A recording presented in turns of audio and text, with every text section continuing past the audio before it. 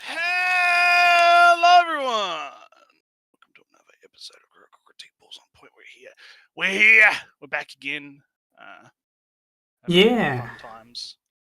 1 hour earlier times. again, because it's Which it's might end up becoming the normal time. although Naretsu, like I said, like a small month ago, this will be probably the last time we will have a regular fixed Oh yeah, date. that's right. Because you've got life happening. You know, my work schedule is going to be weird for the people not on this schedule.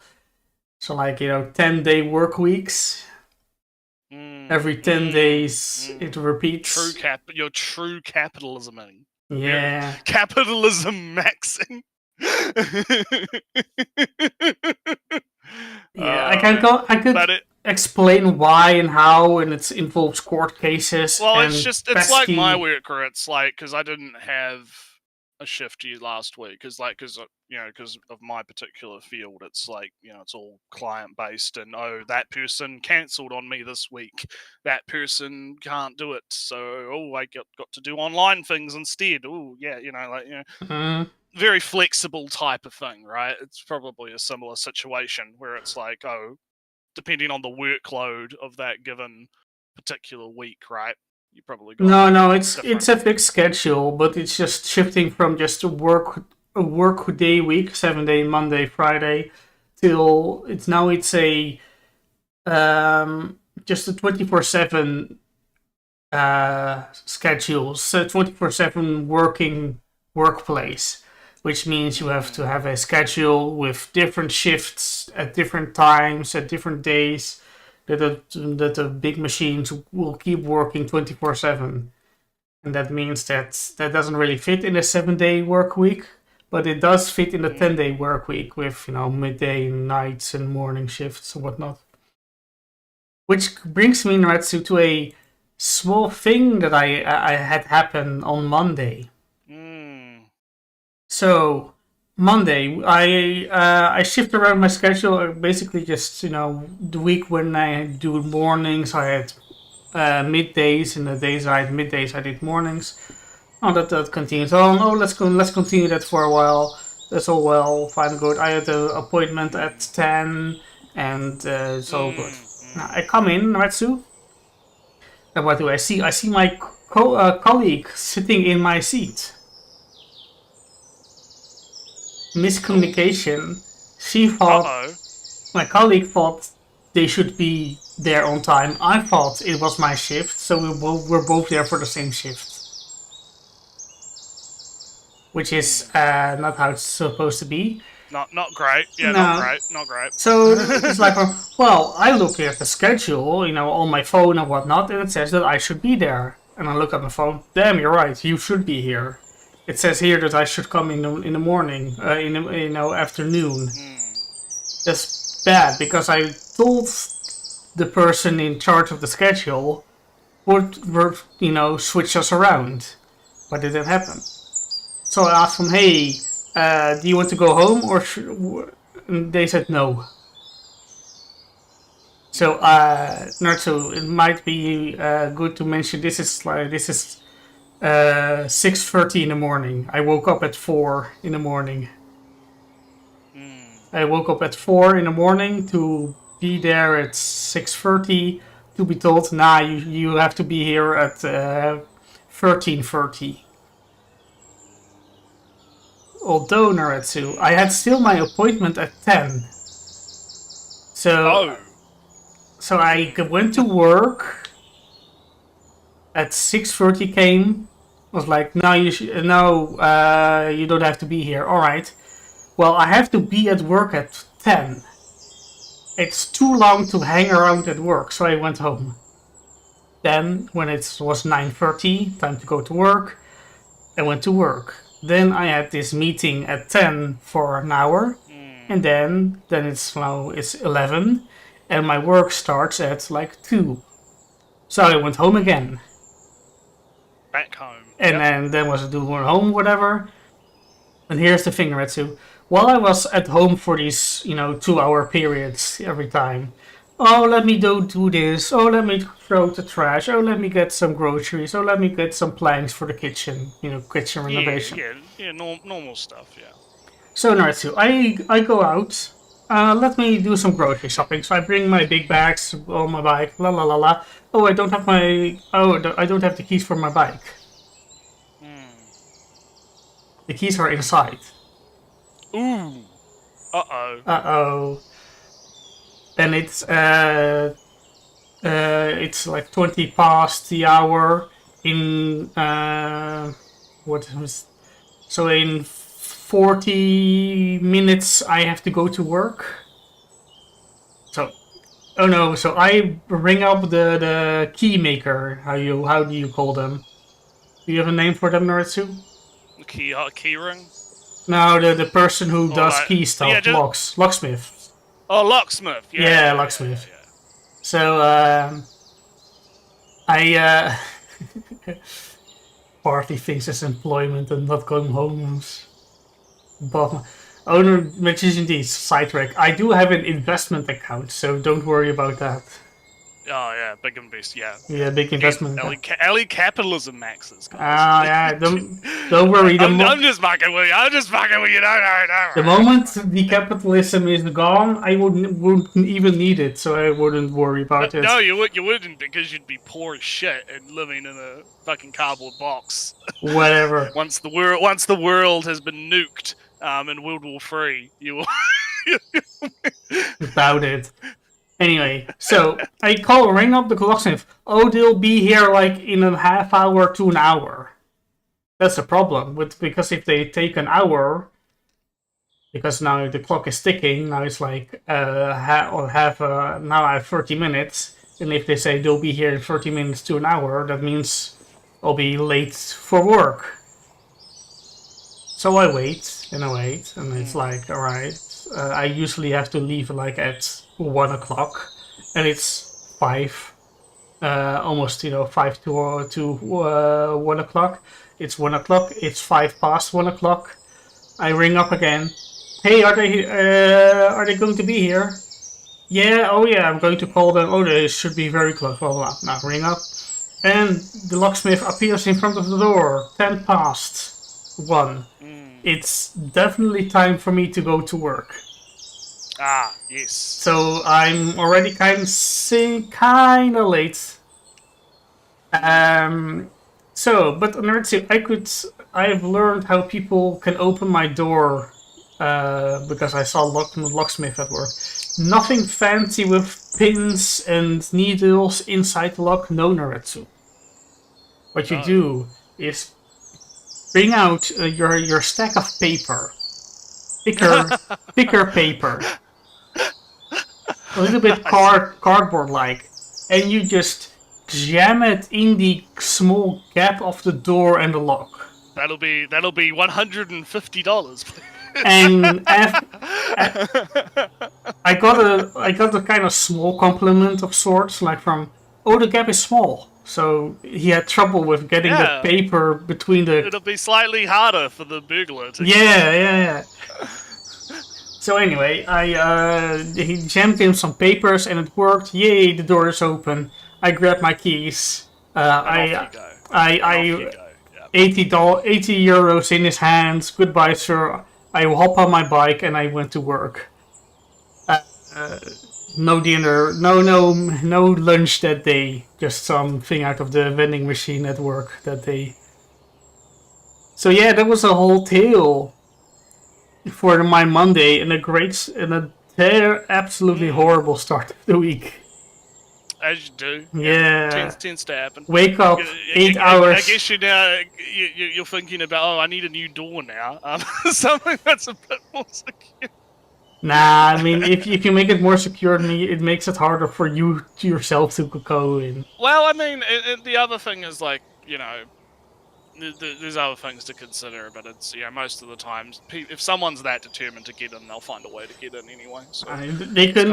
I have windows, at the street. Just break them. So just throw a brick through the window and you can break in. So yeah. and also, But anyway. I'm My house is in a complex itself, so you need to go through this door and then pick out of all the doors to go to my door. Um, Mm. risk, management, risk division. So yeah, but the other small thing I read too, like first day, I was working. It was 5 o'clock. It was la la la la la. In approaching evening, la la. I get a call from the scheduling guy. Hey, do you want to work longer? Yeah, Like 2 hours? 30-hour work weeks. Let's go. 2 hours? Yeah. Like 2 hours. So like I work Yeah, you ends got at your own. 9. Yeah. So I'm going to stay at till 12. No, until two Mm. o'clock. Mm. So I start my day at 2 o'clock and I end my day at 2 o'clock at night. Oh, And I made it night shift. 1 o'clock. A small. Yeah, I'll be there until 1 o'clock. And I'm all right. It's fine. 1 o'clock. So suddenly Mm. my workday was 4 hours longer, Mm. from 7ish to Well, I yeah. mean, end of the day, as long as you get paid for it, I you know, get paid double it's for that kind of stuff, so it's yeah, fine. exactly. So it's yeah, so it's like yeah, no, you're Yeah, but making good money off it. I don't know how often you do stay up way longer at overwork kind of deals. Not for work, no, because I don't work.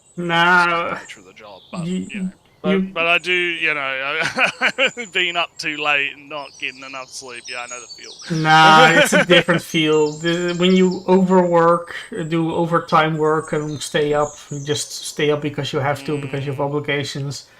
I get the feeling, at least, that I kind of I get shrink in my own body. Like I get clumsier with your Well, hands because yeah, you're that's bigger kind and of the thing, right? Because it sort of loops into we've talked about like Japanese stuff a lot, right? With them having problems with overworking people. Like when you overwork people, it does lead to drops in efficiency. It is mhm. way more efficient to have people, work less hours but work more efficient, right? So, but yeah, no, at the end of Yeah, the there was day, some article that I saw somewhere. Apparently, some study says that the optimal work week is 32 hours long. mm, That if you want maximum efficiency from your workers, you have to have work weeks of 30 hours, 32 hours. mm, And 40 mm, hours, anything more than 30 is too much, less efficient.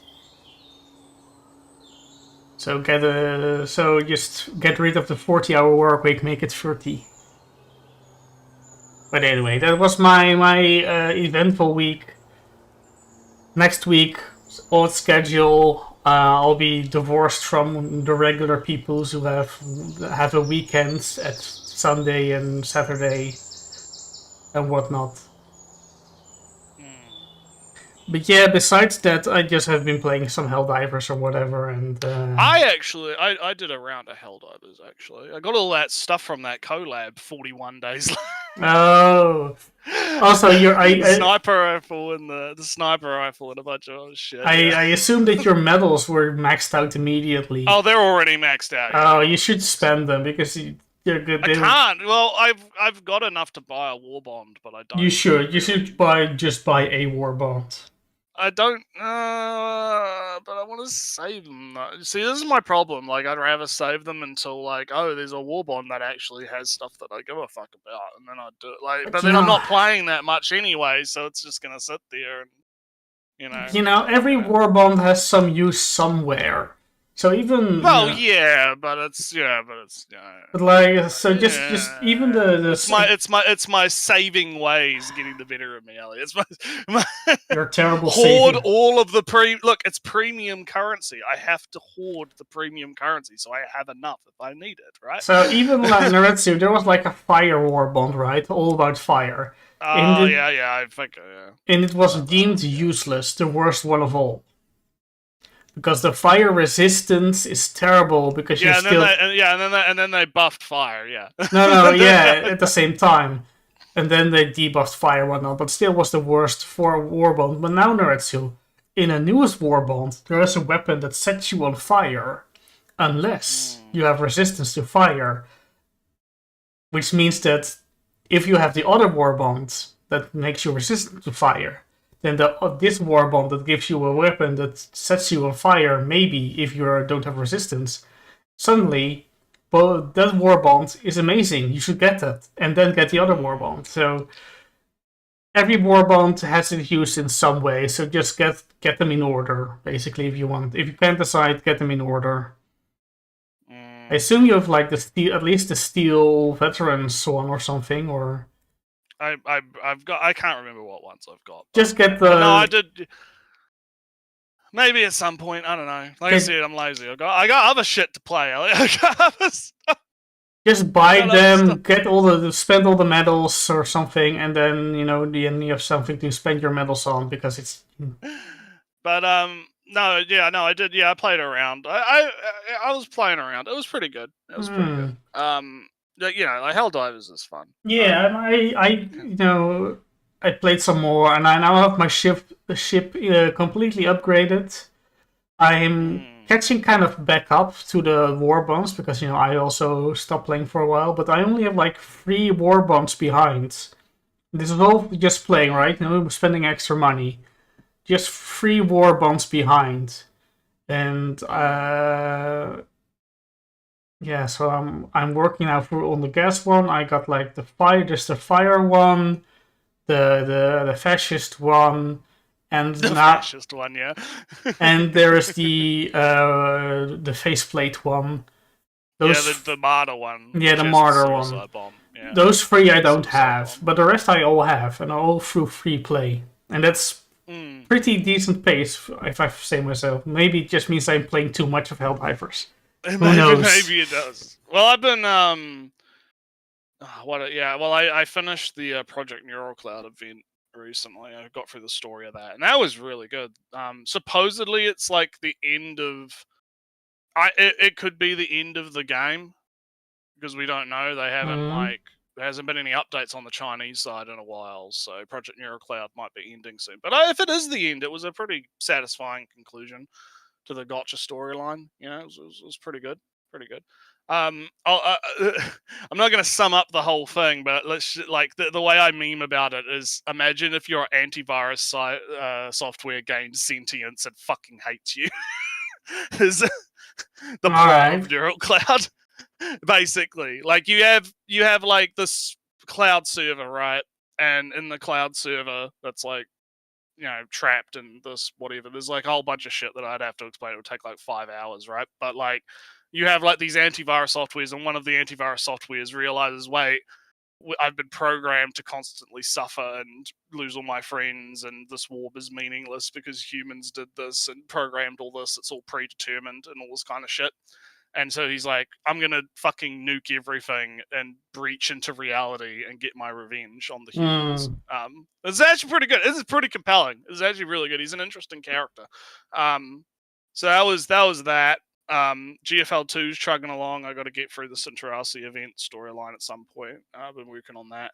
And then the other thing is, yes, I've been watching a few things lately. I was catching up on Invincible. I got through season 2 of that. That was all right. I have to That was say, fine. Namitsu, just a meaningless gripe I have with Invincible is that I have so many shorts that were forced in my view were some Invincible Yeah, thing. it's been getting. It's because the new season's airing, so they're probably Nah, like, oh shit, it oh was shit. about the last season. It was all those shorts No, that's forced. what they do. That's what they do, Ellie. Is they push like shorts of the last season as like because the way it works is it's not advertising for people that already watched it. It's advertising for people that haven't watched it, right? Because the whole idea is, oh, you see like a cool clip from Invincible, and then you're like, oh, that seems like a cool show. I'll go check that out, right? We're gonna go watch that, right? So that's how the advertising part of it works. So that's Nah, why I think this they're was just just pushing it when. because Well, it could be advertising, but this was definitely a few months ago I saw all these things. Or maybe a year ago I saw a bunch of Invincible clips could have and. been could have been when season 2 was coming out. I don't know. Yeah, They're on like season 3 now. Or oh, whatever, maybe then. I not, don't know. I don't because follow. You're right, season probably. 3 season 3 isn't like finished yet. Like there's still episodes coming out, so I haven't. I'm gonna wait till it's over and then I'll watch all of it basically. But No, season 2 is over, so I can watch the whole season and like over the course of like a few days, so I don't have to fucking wait. I could just get bombarded by engagement tweets, and when I accidentally click on the shorts tab for some reason, it's in some dumb out of context for me invincible thing that I don't care about. So I'm kind of soured on the franchise because of that.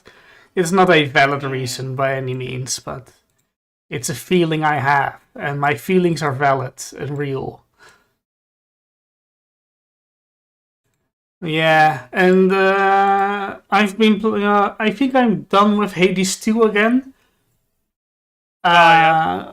I met. You've had your 2-week phase. Yeah, but it's kind of how these updates kind of work. You do stuff, you grind some things for the upgrades that you want, and then it's waiting for the next big update. Or unless I have like in 2 weeks another desire to do a few runs, one run, and then be done with it. I am kind of fearing. Now the first game was kind of like this too, right? Because you're playing gods, you're fighting gods, you're helping gods. Everything is like God, yeah. It's all about the gods, and the humans are very much a side thing, ants amongst elephants. But this game mentions the humans more often than you might, would think, and always kind of in a dismissive way, like, oh, Apollo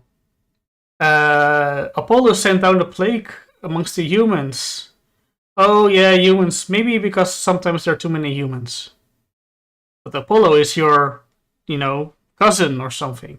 And then Zeus goes, oh yeah, there's not many humans who worship us these days. How terrible. And, stuff like that. And then you fight Prometheus. Prometheus says the time of you gods are over. Which is true, of course, but yeah. It's all like you gods. It's always the theme of the gods are bad. You're getting a bit sick of the gods are bad. You get the same thing over and over. Yeah, but it's also because it's kind of obvious. It was kind of obvious in the first game, but it doesn't go anywhere yet. And I'm kind of right. Because it's a roguelike. It feels like it's leading up to something, and there hasn't been a payoff, basically. No, there's no payoff, but I also don't see really a payoff because it's Hades. It should be replayable, endless replayable, even when you beat the first game, right? Even though when you escape Hades like a bunch of times, so you know the entire story and the truth and whatnot, you still can escape Hades for the fun of it, to keep up pretense. But in Hades 2, you're fighting an existential threat. So what are you going to do when that existential threat is defeated? When you learn that the gods no longer have a place in this world? Are you still going to fight that existential threat when it is over? That's kind of the worry I have in the storytelling of the game. Right. Well, I mean, you'll have to see how it goes. Yeah. So that's my gaming adventures. Because I believe you've mentioned that it's technically not done yet because it's still. Yes, although so it could possibly have something later. Is kind of. So it's like you can defeat the end boss from in the earth. So you defeat Kronos. And you can now defeat Typhon, the father of all monsters, at Olympus. So up and down, you can both defeat the final boss. But once you do, you just get kind of a game over. Oh no, we're not done yet. So you just reset back home. So the only really thing that you can add that should be added is like a credit scene, a epilogue thingy for or a bit of story that goes after you defeat the final boss. Mm. And like in Hades 1, you have to defeat the final boss a bunch of times before you get the whole story, the entire revelation. But you can only defeat the father of all monsters and time itself so many times before the threat should be over. Right. Typhon Right. cannot besiege Olympus for eternity. Neither is, defeating Kronos over and over again would be, fun story wise. So the story has to wrap up in some way. But I don't really feel a direction in how that's going to be. Well, like I said, if it's not done yet, then maybe they have a plan. What's the meme from like Red Dead? I have a plan. I have a plan. I got a plan, guys. Yeah, who knows? But anyway, going back to me, right? So yeah, so I was watching Invincible. Invincible's all right. So, it's fine. I'm just, it's all right. How does it stack up to the animes? Yeah, it's all right. All right. I'm not trying to because the thing is, right? I feel like it's definitely better than like the average cartoon, right? Like it's definitely better than the average. But I do feel like it's I don't know. There's something about it that's just like it's good but not great. I guess is probably how I'd put it. Like it's not rocking my socks off levels of good, but it's still good, right? I also, speaking of good, I watched Shogun, the FX series, and that is really good. That is actually really good. Because it's based off a novel, by some guy. It's one of those weird like historical things where it's like it's based off a novel that's loosely based off real events, right? Because the whole premise is you have like this English guy who washes up in his ship in Japan. Is he and he has, called William? yeah, Oh, he's like Blackthorn, yeah, Blackthorn or whatever. But he's a fictional character based off like the real yeah, because the real incident guy was where like William something, yeah, and he Welsh. washes up on Japan, and then there's a whole bunch of shenanigans, and then he goes home, and then he recounts what happened in Japan, and that's one of the first accounts that the British had of what Japan, or as the people in the show call it, the Japans. Yeah, I As guess. they call it the Japans. We have to get to the Japans because the Portuguese, because this is during the time when the British and the Portuguese are at war. And they're like Yeah, and trying to everybody, get to the Japan. They're trying to get to they only know about the Japans from like stolen books and shit from the Portuguese, and they're trying to find Japan so they can get Japan to stop trading with the Portuguese and start trading with Britain, right? But that's not like the whole plot. Like the actual plot is more about the internal Japanese politics of you have the emperor slash shogunate or whatever. He's dead. He died. Old age. Old man died. You have fucking 6-year-old fucking emperor son can't ascend the throne. Oh no, shit. What are we gonna do? Okay, before the guy dies, he's like, all right, you guys are gonna form a council of regents, and you're gonna rule the country until my son is of age, yeah, right? oh yeah, And what do you guess? What do you think's gonna happen? some other the They're all regent is taking control. Yeah, pretty much. So you got like one guy who's like wants to take control, and all the other regents are kind of like, yeah, all right. And then the other guy doesn't want to take control, and he's more about protecting the heir, right? And then the whole series is basically just like, and again, it is loosely based off what actually happened, but it's not like 100% accurate. I watched the History Buffs episode on it to kind of get an idea because he goes a bit into like how there are like differences in names, differences in like, okay, this is not how that actually happened. Oh, was this actually like real? But it is what I like to describe as, historically authentic, Ellie. It is historically authentic. You can believe yes, this is kind of what it would have been like in, you know, this time period of Japan, right? Where you have kind of this encroachment of, you know, Christian, you know, religion, you know, Mm. certain Japanese characters are taking on religion. Like there's one of the regents who has leprosy and he's like a big, you know, believer in God and whatnot and that kind of thing. And then you have another one that only believes in God because he's a capitalist. Well, not a capitalist in like, you know, modern Yeah, sense, just but like I want money he from only cares Portuguese. about the money. He only cares about the money and the trade. So he's like, yeah, I'm totally Christian. I'm totally, you know, yeah, big cross. Yeah. Yeah, Yeah. cro- Big cross man. Yeah, cross Jesus. is good. Putting I love people Jesus. putting people on the cross is I good. Yeah. well, that doesn't happen, but like, but you get, he's Oh like, no, you you know, know, as a Baptist. fake Yeah, Christian, oh, people on the cross is good, right? Yeah. Everybody's But happy.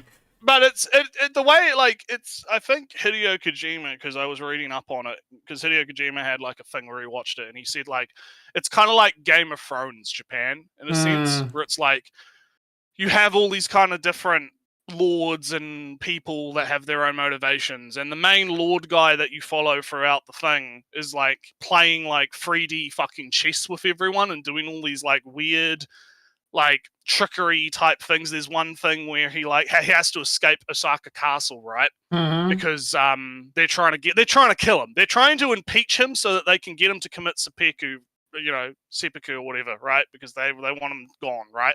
So what he does is he dresses up as a woman and he gets inside of the little like carriage thing that they had, that people they Yeah. carry carriage. Like he swaps out with one of the women that was going to be leaving with Blackthorn and this other girl, and he like is like cross dressing as a woman, and he sneaks out. And funnily enough, that actually did happen, but it wasn't him in history; it was a different guy. But that was a thing that Mm. did happen. The guy was like cross dressed in one of those carriages, and he got out of Osaka that way. So it's interesting stuff. Um, but he's a tricks. He's like a 4D chess kind of thing, and there's this overarching theme about, you know, the whole everyone has like three faces, right? The face that you show, the face that you have in private, and then your true face, right? And then you get to the end of the show, right? And I guess spoilers for the end of the show, right? And Spoilers for history. he's spoilers for history. The guy is like the whole show. He's like, I don't want to be Shogun. I don't want to be Shogun. I just want to protect the ear. I don't want to be Shogun. I reject the title because he's from like the family lineage of the Shogun, and Yeah. people are like, "Hey, fuck this regent shit. You should just become shogun," right? Mm-hmm. Right? Is basically what they want to do. You should become shogun until the lord is of age. And he's like, no, I don't want that. I don't want that. I don't want absolute power. I don't want that. And then you get to the end of the show, and someone that betrays him, one of his best friends that betrays him, is like, I need to commit seppuku. Can you be my second? And the guy's like, okay, sure. And then they're on the hill, kind of talking, and the guy's like, yeah, no, I want to be Shogun. All of this has been a plan so that I could become Shogun. So it's like You can't be too eager. he has his multiple faces, right? And he shows his true face to his like guy that betrayed him that he's going to kill anyway. So he's like, yeah, this has all been part of the plan, right? Mm. It's all part of my grand strategy. And so, but it was good. It was really good. Apparently, it is going to get a second season, because it was originally just going to be a mini series, right? Just like a little thing, but it got so popular and so big that they're going to turn it into a thing. So I'm hoping we get to see like the battle, because they didn't really they kind of hinted at the battle, but The they Battle didn't of show it off. Osaka? Yeah, it was the one where like I think it was one of the ones for us. I can't remember now. I can't remember which one Yeah, it was. It's well, like an because important I date, went to but it Japan, was right? And even before I went to Japan, I know there was like a huge and big and an important because battle in this is Osaka. So for timeline wise, this is like after Nobunaga. I believe this is like after Mm. Nobunaga's death, so sometime after that, because the Free Unifiers or whatever. Um, so, but no, it's good. I would highly recommend it, and you do have to play it with subtitles because all the characters are speaking Japanese. Oh, It's so I super don't need interesting. subtitles. Ha ha ha Yeah, ha. exactly. Haha. But No, I it do is need them. actually well, it is interesting because you have because Black Fawn is British, right? And I think they were Catholic, weren't they? I can't remember. I get confused with Catholic and Christian all the time, but like basically, there's the two different sects of Yeah, the fucking Portuguese believing are in Jesus. Catholic. That's a thing. Yeah, okay. So you have the two different sects of whatever, and Blackthorn is like, there's a scene where Blackthorn is like trying to like explain to the guy who wants to be Shogun, right? The main guy. He's like, this is a map of the world, right? And we have divided the world into like three sections, and the Portuguese have claimed Japan, and like the translator girl who is a Catholic is like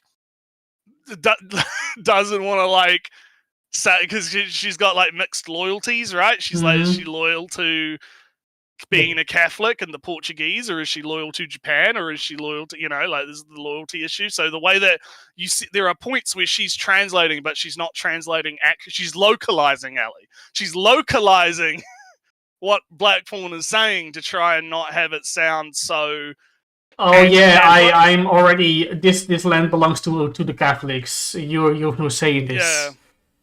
yeah, but she does say like the word belong, and the Shogun guy is like, did he just fucking say belong?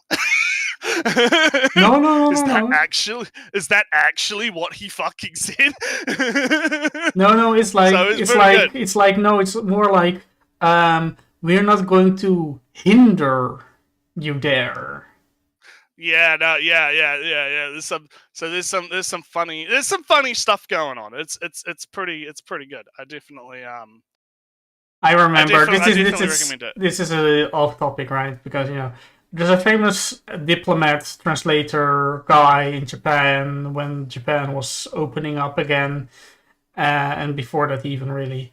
And the thing was that um, in contracts and whatnot, there was a lot of he was translating things and was like conflict and opposition and stuff like that.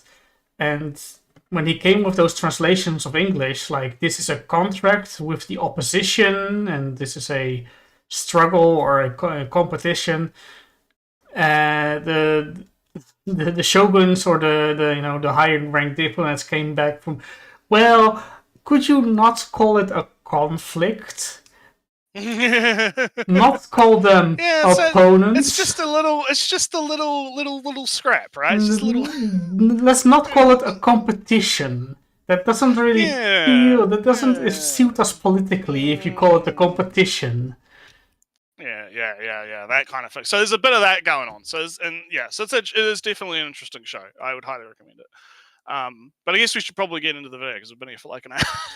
Yeah, Yeah, real life talking, whatnot. yeah, real life talking, what we've been watching and doing outside of anime talking.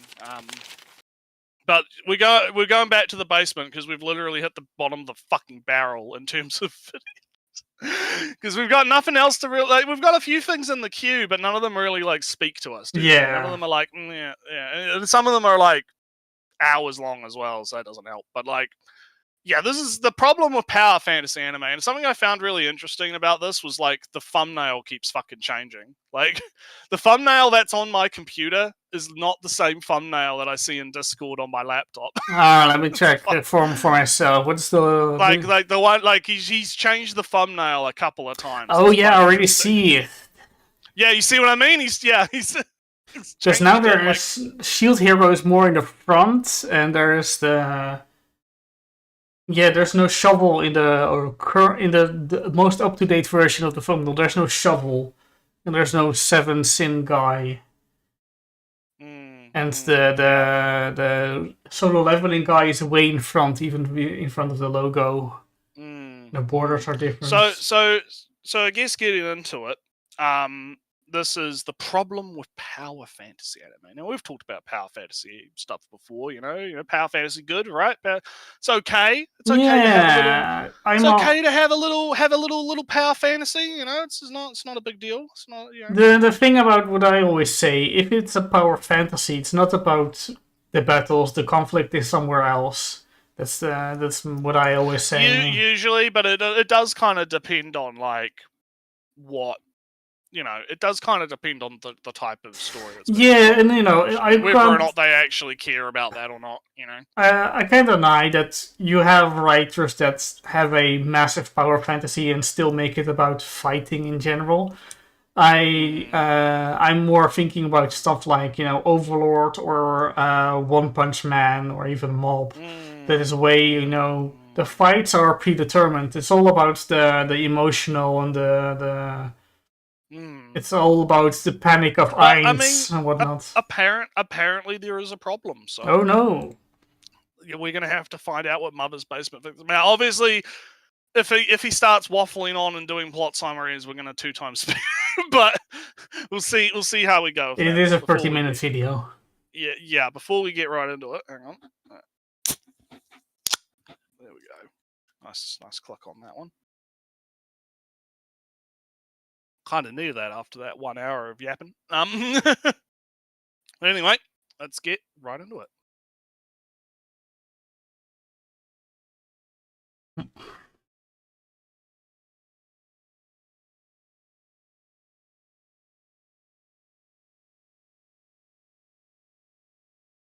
Oh wait 1 second. I muted the internet thing sound for a second. Because there was a risk that it would play when you were joined in. Okay, all right. Well, let me do that 17-second bit again. All right. Ready? Power fantasies become a bit of a dirty word in modern anime discourse. Toss that label at some folks' favorite show, and they're liable to toss you out a window. And to a certain extent, I get it. It's a phrase that calls to mind the filthy, stat screen smothered bottom of the isekai barrel, the middest of mid-tier battle shonen, and countless slapped-together Potter-likes about high-concept high schools where tournament arc performance is like 80% of your grade. Oh! So... I don't necessarily disagree that it's become one of those buzzwords, right? I don't believe. No, I don't. Power fantasy has been around for a decade at least. I can't say it's been recently anything. No. It's not about recently. It's like I just agree that it is like used as a pejorative, right?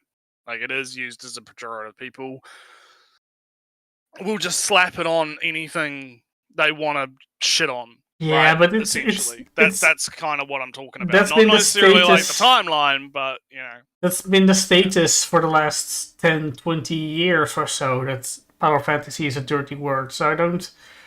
Well, it's maybe it's semantic kind of, but to say that it's been recently a problem, it's been recently being a dirty word, it's been recently.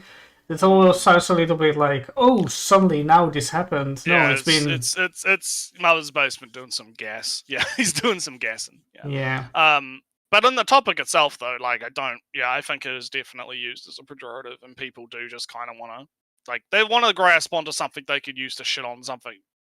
Yeah, but for whatever reason, there's always because it's popular, or because it's there's some guy they're arguing with online they want to troll or whatever. Like it's, your favorite is murdered fucking power fantasy. Yeah, right. Yeah. So, but there's always like a degree of things because a lot of shows that I like, maybe even detective shows, right? It's already predetermined that the genius doctor detective will find out with her vast knowledge of medicine and human anatomy and whatever that you can trace this habit of the person to a medical condition 50 years ago because of this chemical exposure. And that's ridiculous. And no, you can't expect anybody to know that, but that's the power fantasy that you could do that.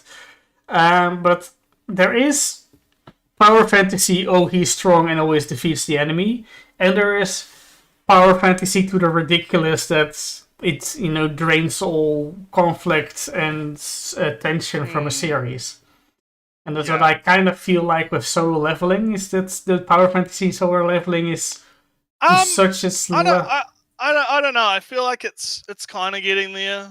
I think there's definitely like a case to be made that there are some problems with Solo Leveling drifting into that. But I mean, I'll have a I'll be talking about it when I talk about it. I guess because this episode was actually quite there was some interesting stuff this episode that was kind of interesting. Yeah, but I haven't watched the second season. I'm just talking still kind of from my experience, right?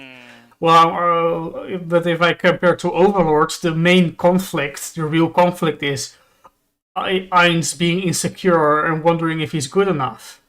While he is decimating entire nations with a flip of his wrist, and then wonders, "Oh, did I do that correctly? Is somebody suspecting me of not being good enough? Should I do it again, but better? Let me practice it." That's the real conflict in that. Not that he could do that, but that he's wondering if he did it well enough.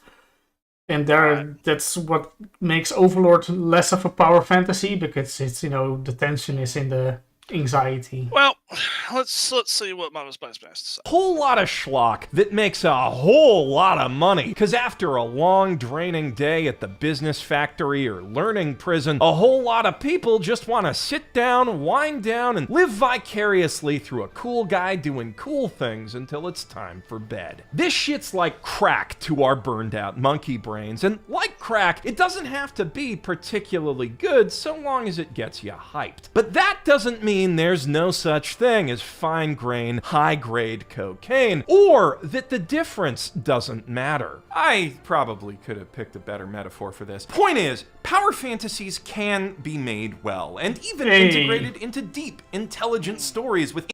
Mother's Basement based? Based Mother's Basement? What? Was like 2 weeks ago we had Mother's Basement also. He just so they started talking about Shosetsu and actually his history. His brain tuned on for once. Holy shit! It's actually happening. Maybe we'll see what happens. Interesting things to say. They just aren't most of the time. So the term has basically become synonymous with shitty anime. But maybe if we talk about what the ones that are do differently. the ones that are do differently. Okay. Very good words. Good English. I mean, you understand. Yeah. Because you can't criticize us. We're live. We can't criticize him. He's editing. I mean, I wouldn't be surprised if he did that deliberately, though. I'm just gonna, I feel like he did that deliberately. I have a sneaky suspicion we're about to get into. Oh yeah, here we go. Now I'm going to talk about the plot summaries of all of these shows. Oh no, Overlord is strong but insecure. I guarantee you, we're about to get hit with that after we get the fucking sponsorship. One day there might be enough of the good shit for me to down a whole pint of. Get to that. Today's sponsor. It tried to skip. It tried. Sponsor's too strong. The sponsor is too strong. Factor lets you enjoy the power fantasy of heating up and eating up a delicious, never frozen, chef-crafted, and dietitian-approved meal in 2 minutes flat without having to follow a recipe, buy groceries, or eat it. I thought you were just going to skip forward like no, this is funnier. Tell that you to get a to hear him 1920s sound like a chipmunk. It's great. She's fantasizing about bread with no sawdust in it. Now, unlike her, Factor can't promise you your daily recommended intake of wood fiber, but regular fiber and all them other nutrients your body craves, you'll find a well-balanced serving of those in every Factor meal. Whether you choose their it's weird because this stuff kind of feel like Meals on Wheels, right? Like it's always been like an old person thing, and now it's being pushed as like a green beans and lemon garlic butter. Instead of buying takeout, you could just subscribe to this. Cereal mascot. That sounds like a lot of work though, and real expensive, like the plane ticket and all, which kind of defeats the whole point of Factor's convenient and affordable service. It's also kind of like TV meals kind of thing. Yeah, like they don't look particularly great, to be honest. Has been a prominent, dominant part of the anime landscape. There we go. We're back.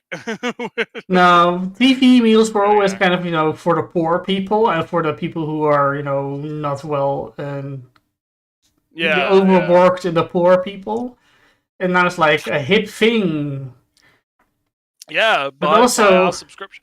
I don't like. So here's the thing, right? I don't mind it when it's like butcher box type stuff where it's like, hey, I'll subscribe to. I mean, I don't do this because I don't spend money on that shit. But like, if it was like, oh yeah, you get a bunch of produce and then you can use the produce, like actual produce, right? Like actual fucking ingredients, right?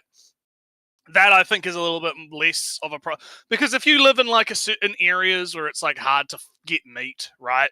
Like if you're out in certain locations where maybe having stuff delivered to you like that is more cost effective. Like there's situations like that where I live where it's like people will order their groceries from the grocery store online and then get a courier to deliver it to their house because they're on like a farm somewhere, right? In the middle of fucking nowhere, right?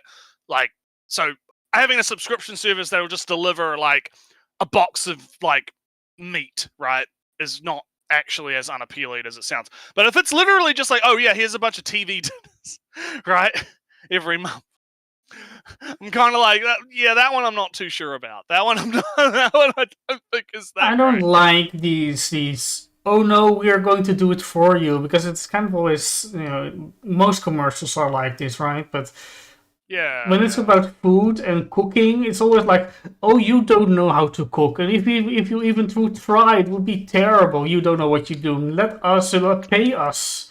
Don't even try. Don't even think about making your own food. Pay us just a little bit though. It's not much though. We promise it's not a whole lot, or.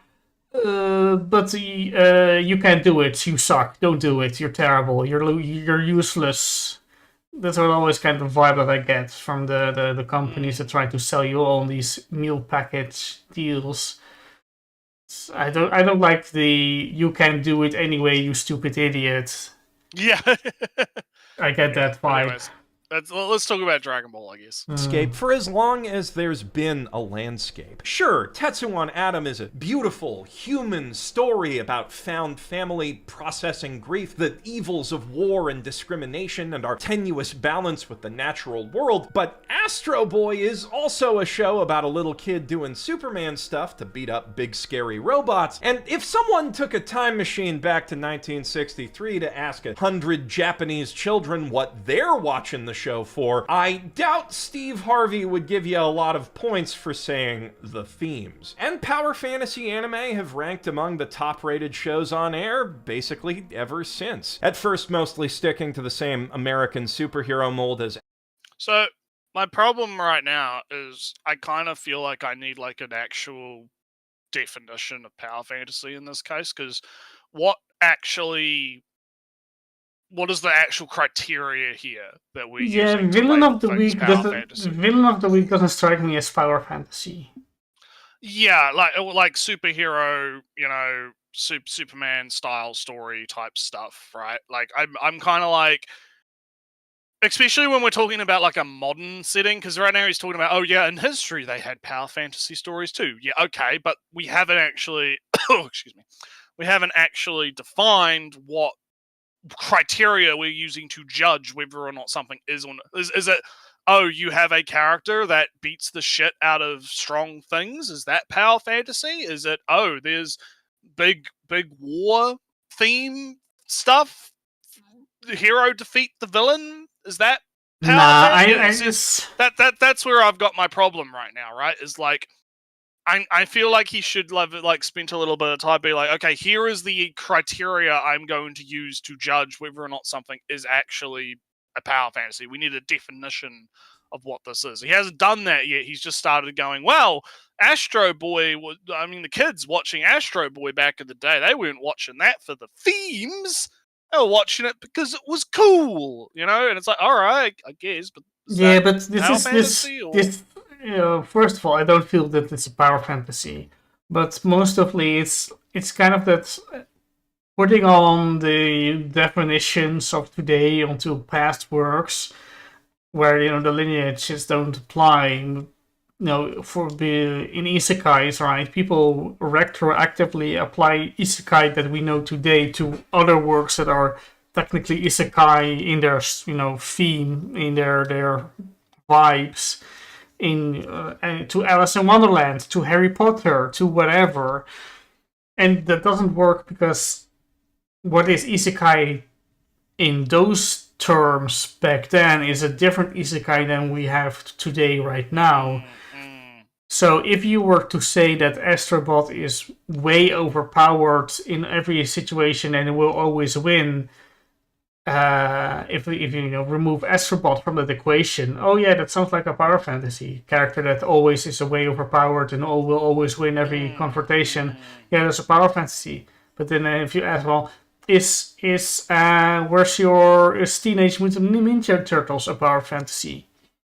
No, because it acts very differently from a power fantasy, from what we know as a power fantasy.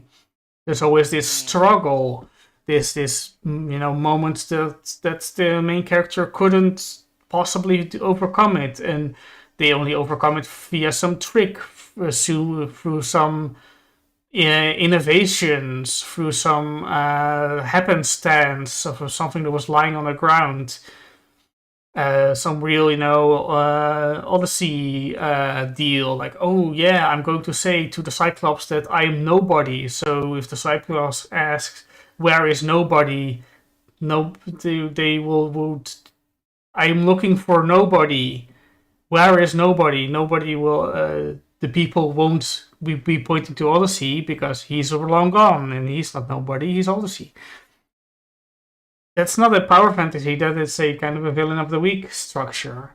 And yeah, could you then apply villain of the week back to our modern power fantasy?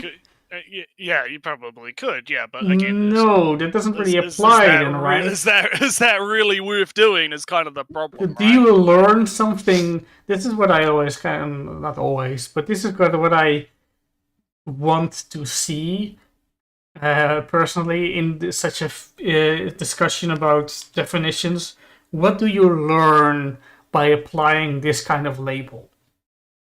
What is learned by applying the label of power fantasy to Astro Boy? Yeah. And I don't think you learn anything from doing that. I do think you can learn something from applying the label of power fantasy to Overlord. You learn something. I feel you learn something through that.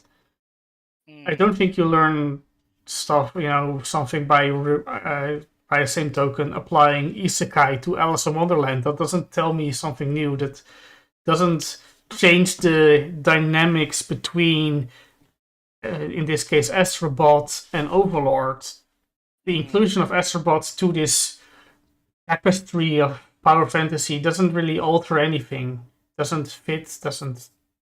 I said stuff like this before. Yeah. I get where you're coming from. Yeah. Well, let's see where he goes with this. Astro, though Tetsujin 28 Go laid the foundation for the more distinctly Japanese fantasy of controlling that big scary robot the very same year, and 1967's Sally the Witch would offer Japanese girls their own flavor of power fantasy in the nascent magical girl genre. Go Nagai then found incredible success taking all three concepts into etchier, more teen-friendly territory in the early 70s with Devilman, Mazinger Z, and Cutie Honey, and even as the decade wore on and anime for adults started to become a thing, power fantasies didn't go away. Mobile Suit Gundam, the defining anime.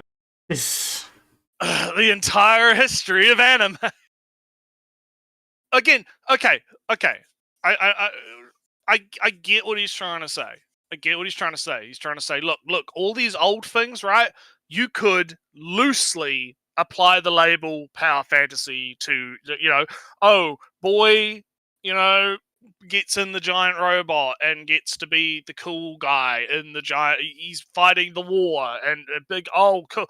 But, I mean, first off, that does really reduct a lot of what because Gundam is like a war story, right? So it's not just about, oh, he gets in the robot and does cool shit. Yeah, he does get in the robot and do cool shit, but there's loss and the people die and there's, tragedy and, war is hell type stuff, right? So it's not all sunshine and rainbows, happy-go-lucky power fantasy stuff, right? So I think part of the problem here is, while you could say, there is a power fantasy element of you as the viewer could what's the term, narrative transportation, right? You could narratively transport yourself into the story and imagine yourself as the cool guy in the cool robot, doing the cool things. Is that actually useful or relevant to the modern day discussion of people attacking power fantasy, quote unquote, anime, right? That are coming out right now, right? Is this actually because I don't mind doing a history lesson if it's laying the groundwork for an argument, right? If it's laying the groundwork for, your argument. It's okay to kind of do like a brief little bit of a history lesson of like, okay, in the past they had shows that were kind of like this, then let's relate that to what we have now. Maybe we can compare and contrast and see where changes have happened and whatnot. Like what does this say about the state of society, that power fantasies have kind of gone from this type of fantasy into a different kind of fantasy? Those are interesting questions to talk about, right? My problem is I'm not seeing the through line right now with Mothers. Like right now, it just feels like it's like he's doing the history lesson because he feels he has to do it, right? But also include weird stuff just to make the history longer. Because villain of the week, monster of the week stuff, I don't feel that is relevant to power fantasy in this discussion. Power fantasy has a different tone, maybe even like a different legacy to its storytelling. Because I don't really feel like that some TV program would invent power fantasies, because that doesn't really sound like a good way to tell a story. If you if you want a story with cliffhangers, power fantasy doesn't really go well with that kind of stuff. Oh no, my character is hanging off the cliff. What will happen next week? Tune in next week. Well, Sammy, we're at 4 minutes, so we're getting there. We're almost, we'll get the video to 10 minutes, and then maybe he'll make a point, and then he'll repeat it again. Yeah. Wasn't this video like 30 minutes? I said. It's like 30, yeah. It's like 30. But we'll see. If we have to speed it up, we'll speed it up. Yeah. Of the 1980s turns the core conceit of those early mecha stories on its head, subjecting its teen pilot hero to heart-rending loss and PTSD. He's not. Because he... So he is kind of saying what I was saying before, where it's like, oh yeah, but he's pretending there's he's pretending there's a subversion happening in the power fantasy that's genre. What I was gonna say, yeah. He's like, oh, power fantasy, but depression? Explanation. It's like, no, I don't accept the previous things were power fantasy. So this can be a subversion of something that hasn't existed yet. Yeah, it's not a subversion of, but anyways. SD in a gray conflict with no real good guys, just less bad guys. But at the end of the day, Amuro is still an unstoppable warrior whose unrivaled, psychically enhanced skill in battle permanently bends the entire arc of history. And more broadly, if you strip away all the incredible world building that justifies the conceit, a Gundam's just a big metal guy stomping all over piddly metal tanks and sometimes buildings like Calvin the Mighty Giant. You can easily argue that the entire real robot concept is just a series of elaborate mental gymnastics designed to drag the terrifyingly cold and impersonal world of modern warfare back to the mostly imaginary good old days of dueling knights, or more precisely samurai, when a few really cool guys could dominate a battlefield. And while the poignant human stories at the core of each Gundam entry are what make them worthwhile works of art, the allure of that slightly more grounded, grown-up fantasy is doubtless what draws many men to these shows at first, as assuredly as it puts butts in seats for every Top Gun.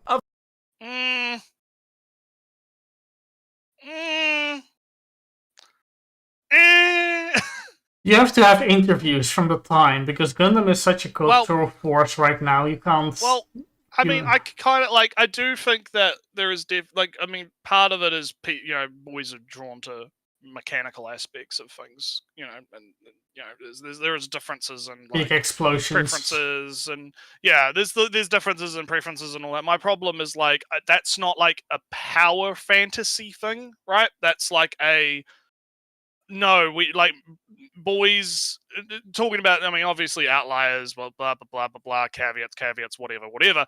Boys on the whole tend to be more into mechanical things, mechs, planes, trucks, things that are complex. You can tinker, play with the toy, right?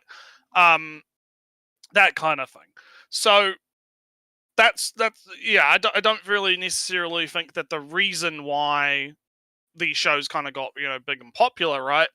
Is because of, it's the power fantasy of being the cool war hero, big samurai man. Also, right? Don't forget that even the first Gundam had immediately the Fujoshis shipping characters right away. Well, that was, I believe in the Moe Manifesto, and in some of the interviews in that, they talk about how, like, that was a big, like, the female characters getting, being a big attraction for a lot of the guys as well, right? So it's one of them things. I think it's like more complicated than Mother's Basement's kind of letting on. I think it's the problem. Yeah, but I don't think it's just one factor or like even two factors. I don't mind simplifying and letting things out, leaving things out for quick history lesson. But my problem is that this isn't even Dragon Ball doesn't strike me as a power fantasy, not in the first season. This Villain of the Week, that's a different structure, that has different stakes, that has a different, vibes to them. Yeah. Of course, thanks to the shonen battle boom kickstarted by Dragon Ball and Fist of the North Star, and the magical girl resurgence begat by Sailor Moon, more adolescent power fantasies would eventually reassert their dominance in the late 80s and 90s, to the point that even Gundam started doing it, and that dominance would continue for decades through the rise of the Big Four and Pretty Cure, until SAO kicked off the big isekai/light novel boom of the early 20s. He's finally correcting his end light novel. So a problem I have here, right, is I like the whole power fantasy kind of thing, right? It's kind of weird to me because I feel like he's like part of the reason people kind of attach themselves to these characters, right? Is not like we hear a lot about like the blank slate characters, right? Like Kirito is a blank slate character, different characters in anime are blank slates, right? I find this very interesting because I mentioned before how I just finished, the Project Nero Cloud event and the story in that, and a big part of that event is going into the character of the commander, right, in GFL, because you're playing as the same character, just in a different setting, right? Because he transports himself into the world, right? The server, right? And he takes on a new identity in the server, right? But his principles and his like mythos, right, remain.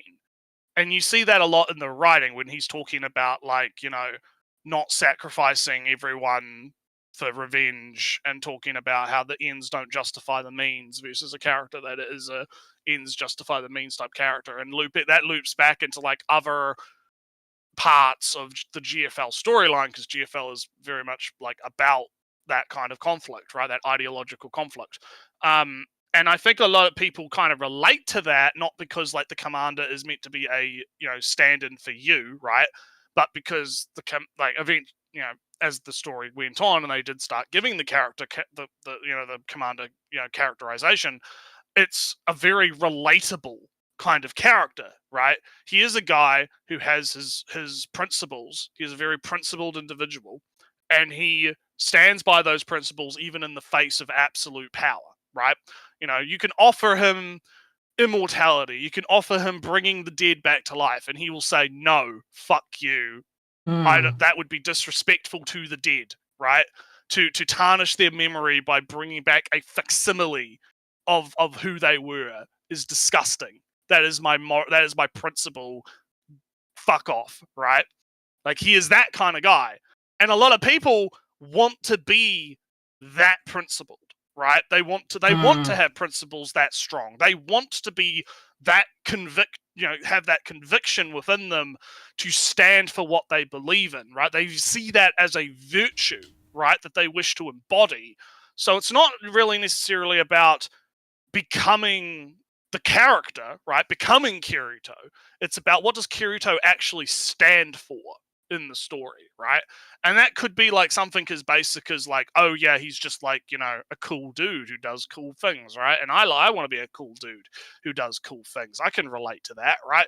I think relatability is kind of a key factor here, that I'm not sure if he's going to get into, but I kind of wanted to bring that up because it came to me just now. No, I'm just more impressed.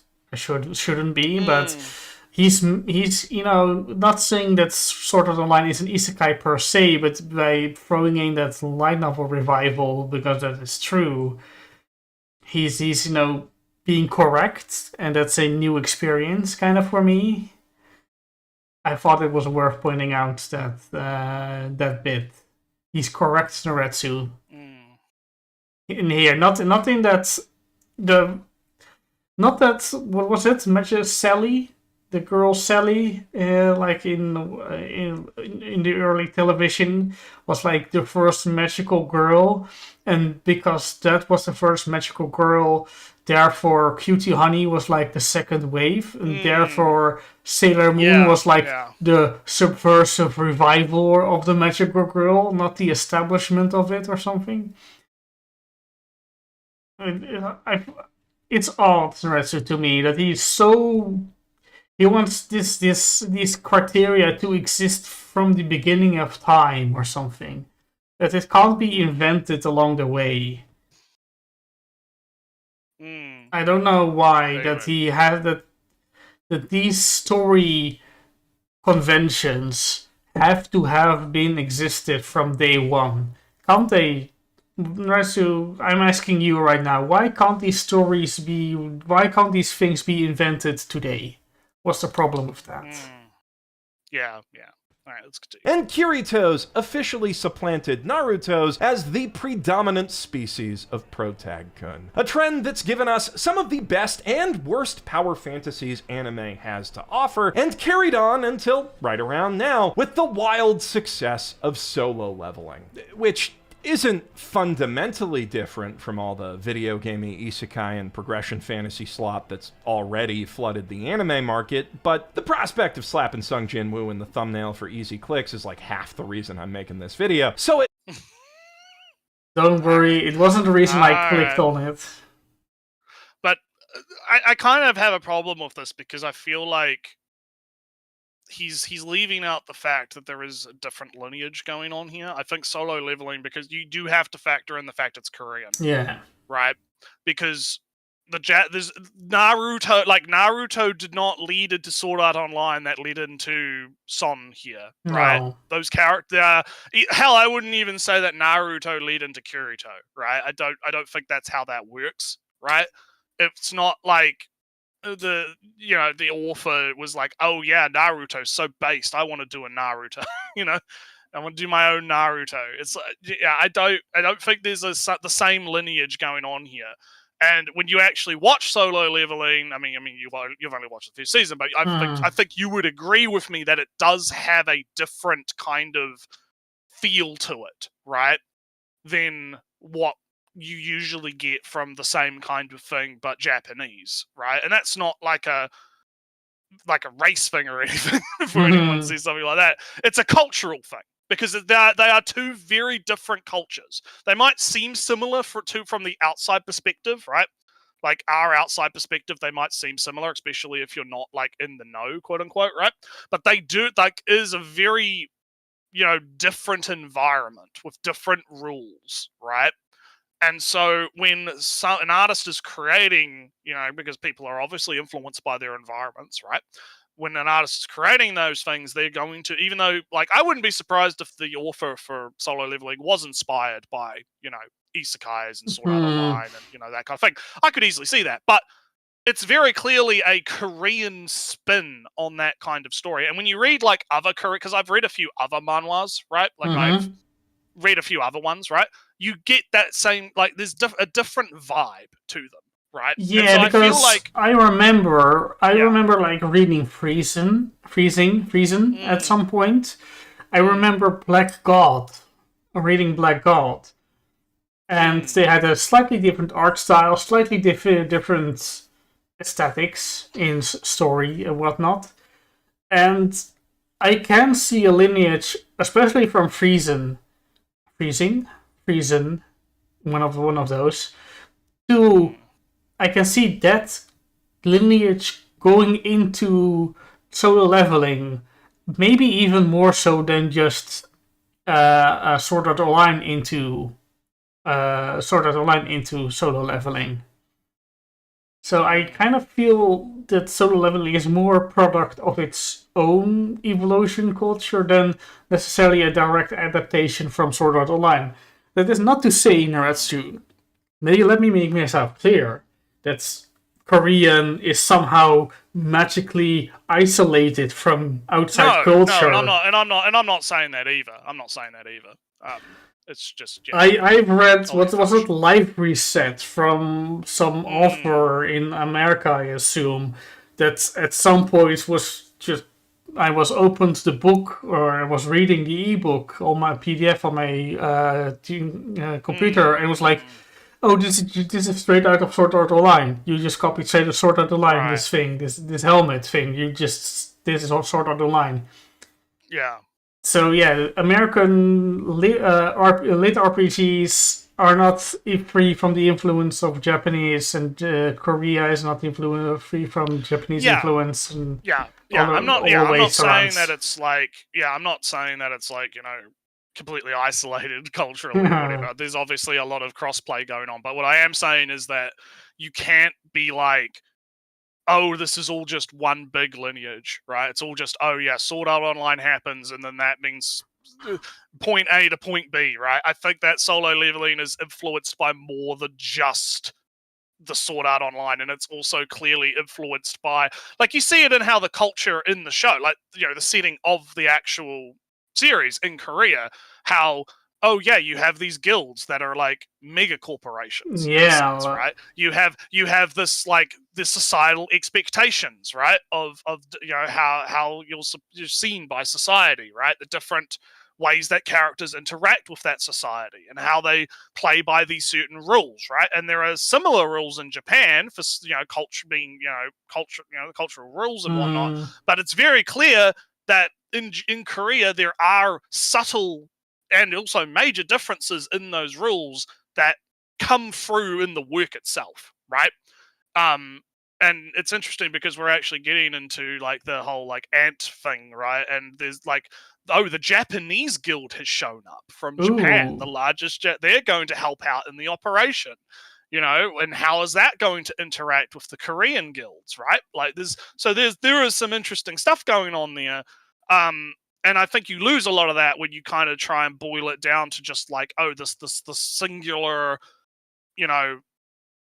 this equals this, right? This lead into this, right? Be careful. I made this.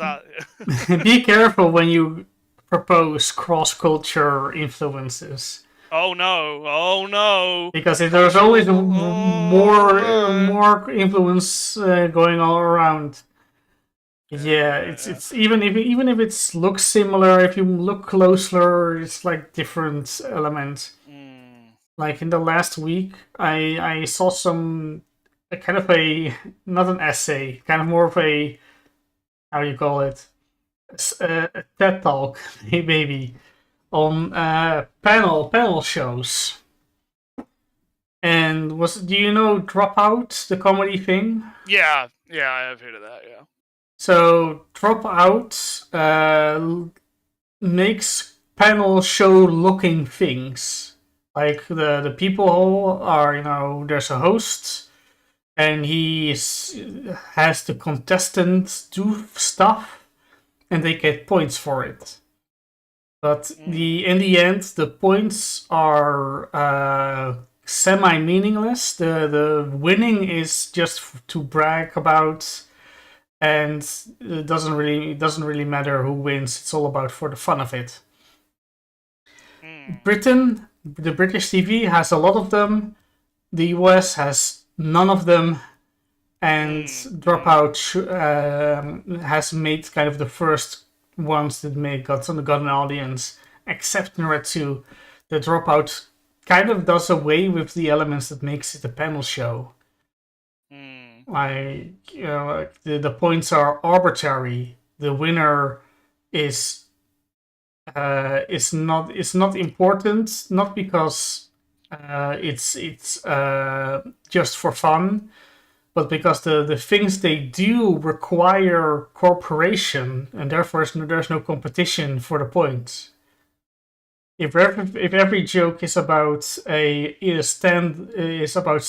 improv, then you have to improvise with somebody else. So you can't compete with somebody else in your improv. You have to cooperate. Well, the British jokes is about how can I, sneaky banter stab you in the side in your sides. I kind of had a similar experience with this is like from ages ago, MasterChef. Yeah.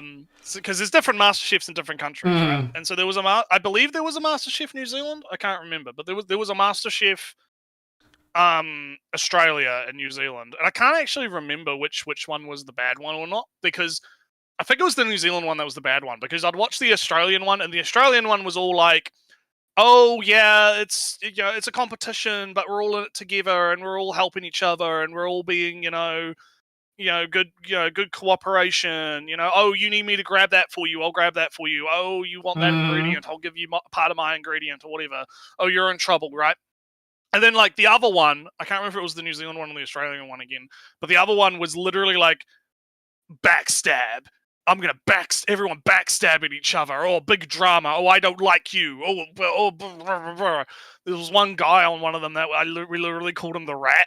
Because he would keep fucking doing shit that was like, I'm going to sabotage subtly this person because I need to win. It was all about the winning rather than like the experience, right?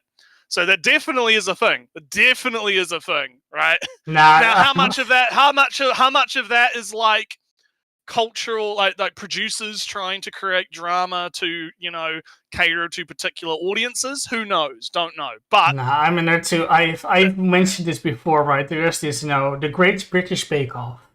It's the wholesome show, and there's like Kitchen Nightmares or whatever it's called in America, and there I mentioned this before, where you come in and there's like $1 million, and every contestant is fighting for a good cause, right? Cancer, hungry children, AIDS stuff, you name it. But then they got a budget, but they can spend that budget on sabotaging somebody else. They can take money away from their good cause to put it towards sabotaging somebody else's good cause. Yeah. And that level of toxicity was like, nah, I'm out. This is immoral. Yeah. I'm far rather your happy competition, New Zealand or Australian, over I am spending money for sick babies so that the blind can't see anymore or whatever. That was just toxic to me. Yeah. Cultural difference. Alright, let's continue. It must be doing something right. Actually, I'd argue it does quite a few things right. Better than most video gamey isekai and progression fantasy slop, at least. Though it also does quite a bit wrong. Given the title and premise, for instance, you probably wouldn't be surprised to hear that solo leveling is a prime example of the Kirito effect, where the insanely OP hero gradually overshadows and renders irrelevant everyone who once fought beside him, except sometimes his wife. So then, you might be surprised to hear that solo leveling actually has a pretty good supporting cast. Not great, and most of them aren't much help in battle, but it does. Hey, how is this different from Sword of the Line? Yeah, and it's funny because Son literally gets not sort of saved by the new character that got introduced. so kind of, but I mean, like it feels like part of the solo leveling is kind of moving into that like Overlord. Oh, what is going to be the real world's reaction, right? Because now that Son is like known to the world as the new S rank, right? Like we're getting some of that. But part of it is like, I don't necessarily disagree with them that it's like, okay, the side characters are not really that much use to Son. Like this guy here, like the friend guy, right? It's not like he's like super useful to Son from a combat level, but he's still a bro, and he's still supporting Son, and he's still, there to help him out in other ways that are not necessarily like combat related. So I don't really see how that's like, a big thing, and I don't really see how it relates to Kirito either, because Kirito is like completely different in terms of why he's strong and how he gets strong, right? And a bunch of other stuff. I'm just kind of more thinking like so. I dropped out of solo leveling before there was really a supporting cast, right? It's like this character, and that was kind of it as supporting cast goes in the first season. But Sword Art Online has a bunch of characters, a whole host of characters as supporting cast. So why does he praise solo leveling's supporting cast when Sword Art Online has way more of them? Or, has spent more time on them, as far as I know. And a lot of the supporting cast in solo leveling are doing their own thing most of the time anyway. Because while Son is in his like dungeon leveling up and trying to get to the top of the dungeon, there's like, oh no, the ants are like making landfall on this island. Oh shit. Right? Like there's other things happening in the world that the other characters are having to deal with while Song is off gallivanting elsewhere, right? So it's not like, it's not like it's all focused entirely on like, oh yeah, Son is, obviously he's the main focus, but there is other shit going on, right? I feel that the supportive cast in Sword Art Online are more, focused around Kirito in this regard. Whilst in solo leveling, they are just on their own little island doing their own 5D chess moves kind of deal. I don't know, maybe he prefers that kind of stuff. Give them a lot of stuff to do that kind of moves the plot along, or at least helps Sung Jin-woo move the plot along. They have personalities and thematically relevant arcs that reflect and contrast his own development, and some even expand the world building a scooch. And even Jin-woo himself has a bit of a personality. Not a big one, especially not after he gets all stoic and badass and stuff, but he has clear personal motivations, family values, a little sister he cares about, not in an anime way. He even makes decisions motivated by that personality and his goals and needs that move the plot forward instead of it just sort of happening to him. And even the personality reduction that comes later as he becomes more. I wouldn't say he's had a personality reduction. I think it's more like would you call it a personality reduction or character development? Right? Because he started to become like, and it's interesting because there are differences between like all three different versions of him. Like in the manhwa, he's like way more of a cunt. I got that feeling. That's what like the guys I watched, the guy who does like here's what was cut out from the thing or changed or whatever, and he's like, yeah, no, Son is like way more cocky and way more like an asshole in the manhwa, the original manhwa, because it's like a manhwa and then a web comic and then an anime, right? So he's way more of an asshole in the original work than he is like he cares way less about people. And then in this one, he does actually care a lot more about, keeping people safe, not letting people die. He's still focused on the leveling aspect, but he's not like hyper fixated on it, right? And I think like part of the like stoic, like him going from kind of like this, weak, naive kind of guy into this like more stoic kind of personality is more about like just the experiences he's gone through, right? Like he's cheated death multiple times. He's gotten stronger. He's seen people die around him. He's, he had the initial traumatic experience that happened that gave him the powers, right? So I think it's less a matter of, I don't really feel like it's a reduction of his character, and it's more he's being shaped by the experiences that are happening around him, right? That's my take on it, at least. I only really saw a little bit of this kind of blunting. Because in season, because in season 2, he's become a bit more of a. I would say I did feel that his character became more, blunted off. There was like less optimism, less future focus, less standing on the hill, looking at the sunrise, kind of hopeful futureness. Yeah, but again, is that I wouldn't say that's like it's not like development. It's not like he's devolving as a character, right? He's just changing as a character. Yeah, right? It's not. That's my problem. Is it's not like a, he has less character or more character. It's like, no, the character is changing over time, right? And I mean, if he preferred the older version of him, then that's that's well and good, right? I'm not going to say that's a bad. That's just your opinion, bro. But like, the fact of the matter is, character is changing over time. I would argue that it's development for the story rather than, the writer is just like devolving the character, right? It is interesting that Mr. Overlord Ainz goes through a somewhat a similar character development, development. How do you say it? Development, yeah. In that Ainz becomes more ruthless, also a bit more cold, because in the beginning he had like hoped that he would see his friends and worried all the time about how he was perceived and if he did a good job or not and all that stuff. Later on, he becomes more confident in that regard.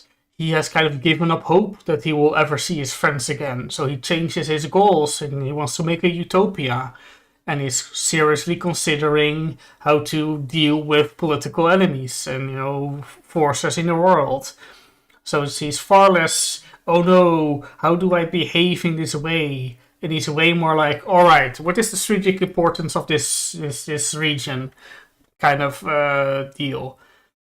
But I do feel that at least in the novels, from what I remember reading, that there is personality in Ainz still. That he still has his worries, his traits, his gripes, his future optimism, and what that stuff. And I think Son has a little bit of that still, right? It's just that he has changed a bit, kind of, right? But anyway, let's keep going. Yeah. Stoic and badass has a thematic purpose and stakes behind it, raising the question of whether all this monstrous power might be costing him his humanity. It's hardly Shakespeare or Togashi, but it's a hell of a lot more than your average "this guy everyone thought sucked rocks actually" anime. Still, it does kind of go to show just how bad the character writing in modern power fantasies has gotten that I'm willing to praise Sung Jin Woo for only being a partial audience insert character, for having family-oriented motivations that are merely designed to be as universally relatable as possible, instead of just being an awkward Asian teenager. Look, he's doing that thing, prescribing intent to the authors again. He's the author. Oh no. But I've mentioned before, I hate it when people do this. It's like, no, like, I would not be surprised if the authorial intent was like, this is just like how it is in Korea. You have heavy duty to family, right? He feels like he needs to save, like, again, it's not the way he talks about it is what's triggering me, right? He talks about it like it's some like Machiavellian fucking like, oh, the author wanted to make it so relatable because he wants it to sell, and he wrote him specifically like this because so and so. But like, you don't know where he's drawing that inspiration. Maybe he's drawing it from real life. Maybe he had a family member who was sick that he had to care for, or whatever, or he, she, I don't know, for solid healing, right? Maybe they had an experience like what Son is experiencing with his mum, right? And he is drawing from that experience in the work. You don't know that. You haven't, I haven't read interviews about it. I don't know. I don't know where the inspiration comes from. Maybe it is just all some cynical, ploy capitalism or whatever to get people to fucking, get into it. So yeah, I don't know. But anyway, let's keep going. Shaped blank slate who can make nerdy references sometimes. For being surrounded by people who I could actually see being in like an okay K-drama instead of bad carbon copies of the author's top 10 favorite dating sim conquests. Somehow, isekai, and I can't believe it's not isekai writers, have gotten it in their heads that unless a hero looks and acts exactly like a ChatGPT amalgamation of their target audience, that audience will never be able to relate to them or get into the escapism. And I really don't know where that idea came from, because shonen anime and mecha have never had that problem. And the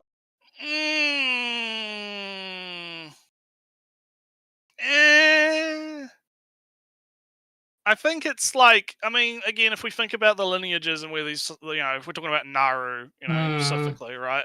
All these authors are reading each other's works and being influenced by each other's works and talking about each other's works. And, one of the reasons we've talked about why a lot of these do feel the same is because of the system on Naru, right? People want to get the higher ratings, right? They want to, write stuff that appeals to people to get those ratings, just like YouTube, right? So I feel like the issue I have here is he's kind of like,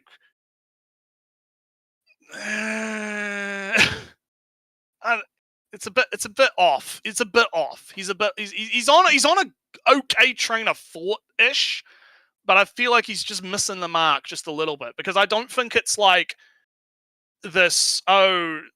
Because he asks, like, oh, where did this come from? Why do they think this? All right, whatever.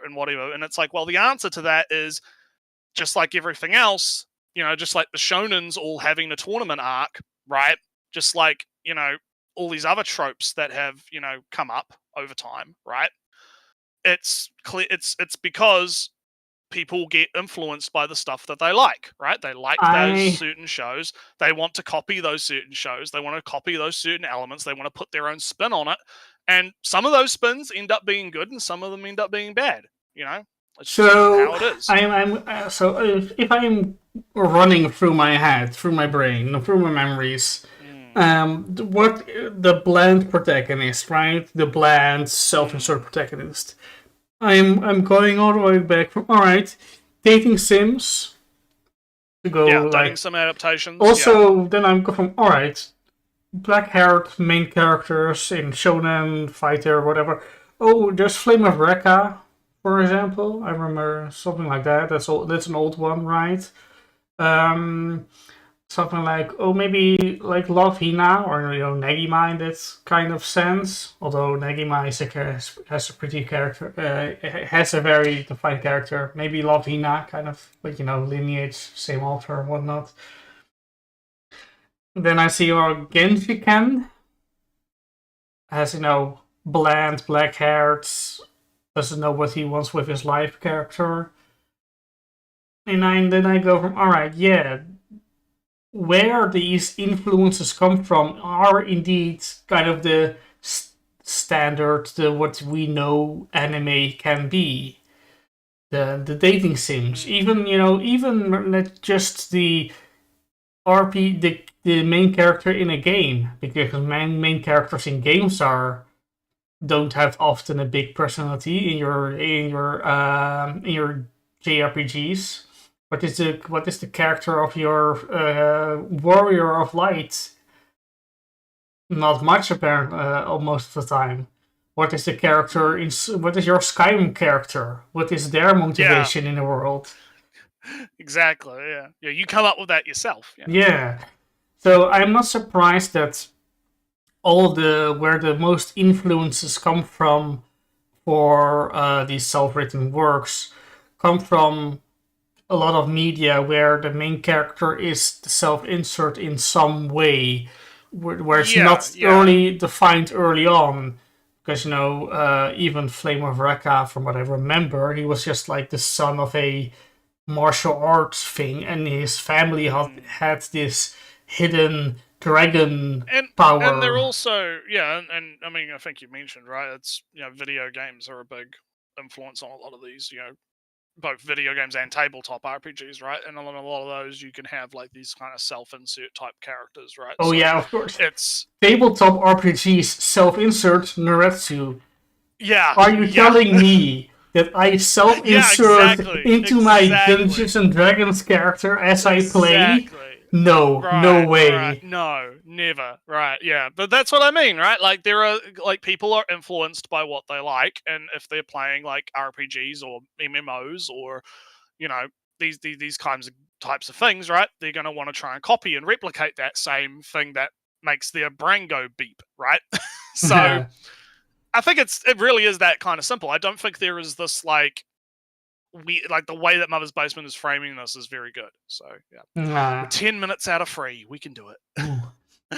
Oh, I'm getting tired though. Holy shit. Most successful, acclaimed isekai and fantasy anime out there are also pretty consistently the ones with eccentric, entertaining, and memorable heroes. I don't know what light novel writer needs to hear this, but humans can relate to other humans who aren't exact carbon copies of them. Most of us find that interesting, actually. It's kind of the entire basis of storytelling. Thank you for coming. His name was Sid, right, Naratsu? The Yes, Sid, yeah. He's not a self-insert. He's kind of annoying, actually. Yeah, you don't like him, yeah. No, I don't like him. I don't self-insert like as Sid. Little shit. Yeah, and again, it's like I think there's a problem of the assumption that a lot of these are meant to be self-inserts. I do like your points, Naratsu, of the Dungeons and Dragons character, your tabletop characters, and are you self-inserting in your Dungeons in your tabletop character? How lame of you! No, that's the entire point. Yeah, I mean, because the thing is, I don't necessarily disagree with Basement here that people like can relate to, like, I mean, hell, I relate. I watch things that have female main characters. I'm not a female, right? Like, I can relate to the struggles of the female, or right? just any story or other person, anything in general. Your yeah, exactly. Favorite, it's like, I feel like he's being a bit like dismissive and assuming that like authors don't already kind of like maybe know that, like, and. If we're talking about some of these stories, Sword Art Online, right? We'll go back. You always bring up how that was written when the guy was like 16, right? Yeah. like a lot of these people are very young, very, or do it as a hobby, yeah. Or do it as a hobby. They're not really like expecting things to blow up a lot of the time, right? So I kind of feel like being like super dismissive and these light novel authors, they just don't fucking understand basic true, sarcasm, right? They don't understand basic writing. Ooh. Actually, true. Yeah, actually true, but not pejorative dismissive, right? But anyway, god damn, we still have 20 minutes to go. I want to kill. I'm so done. My TED Talk. Plague of wish fulfillment driven blank slate characterization unfortunately goes hand in hand with another problem facing modern power fantasies. No one seems to have any fucking patience anymore. Instead of lingering in the early and mid-level adventures, which every RPG player knows are the most fun part of any campaign, too many anime these days are champing at the bit to kit their hero out with endgame gear and spells and send him off to fight God, or at least a super boss or two, before his hometown's even burned all the way down. The instinct's understandable. People are here for cool guys doing cool things, right? So the cooler things get, the faster, the better. But in reality, that rush for instant and maximal gratification hamstrings these shows' ability to make their guys and things cool at all. Brandon Sanderson, Western fantasy's preeminent power fantasy purveyor, built his entire empire on the back of 3 rules. An author's ability to solve conflict with magic is directly proportional to how well the reader understands said magic. What powers can't do is more interesting than what they can, and expand on what you have before you add something new. The first law is... So, I mean, yeah, I guess, but the point I want to make is, again, first off, we're talking about a lot of the time inexperienced authors, right? To play that card again, right? Yeah. And second of all, it's the medium itself, right? If we're talking about web novels and light novels and that kind of thing, they're not. It's not like people are writing Game of Thrones here, right? They're not sitting at the. I mean, I don't even think George R.R. Martin even writes anymore, but let's just assume he did. Let's just assume he did, right? They're not spending like 5 years, right? They get home from work, Ellie. They sit down and they're like, "Oh, I had some cool ideas. I'm gonna jot down this cool idea for this fight, and I'll add it to my story. I'll quickly write this chapter, right now, right." I like that's what I assume happens a lot of the time, right? With a lot of these authors, right? I don't think it's like this, like they're not really like coming up with like this massive amount of, information and lore to go with these things. And then that, when that gets translated into anime, right, naturally there's going to possibly be pacing issues because, well, first off, like, an anime is limited by how many episodes it has, right? If you're only going to get 12, if you're only going to get 12 episodes of anime, you got to make those 12 episodes count, right? You can't just, like, and we've seen that in shows that we've covered, right? Shows that end up having more episodes tend to allow themselves the room to have a bit of, extra stuff, right? They allow the room to go a bit slower, right? But if you assume you're only going to get 12 episodes, right, they kind of have to start making cuts in places, right? And so you're going to lose a little bit of, like, what was already probably not a lot, right, of what Mother's Basement's talking about here is probably going to get cut for the sake of time, right? So I don't really think it's necessarily a matter of people lacking patience, right, or authors lacking patience. It's more a matter of, right, what can they do that's within the best of their abilities, right? Yeah, so what I can point to, now, Overlord again, but it is what it is. The early chapters in Overlord hadn't had, the early volumes of Overlord didn't really have many fights, and they didn't really have any evenly matched fights. It was always, like, overpowered in one way or the other, right? Either Sebas was doing a cool thing with the Eight Fingers gang or something, or they're very one-sided, yeah. And there was one evenly matched fight between Shaltir and Ainz, but then it was like, alright, it's all one-sided fights from here on. And from what I feel like is that there's also kind of a coping mechanism, hiding their inexperience in writing fighting scenes, because Naretsu, writing a fighting scene is hard. Yeah, exactly. Yeah, exactly. It's way easier to write a one-sided fight over a. I'm gonna kind of like link this to Shogun, right? Yeah. Because I watched Shogun. There are no giant big war fight scenes in Shogun. Oh no. Okay, there are no big armies, like, on the field of battle fighting each other in Shogun. You see, like, the aftermath of a flashback fight, right? And a bunch of people getting killed, right?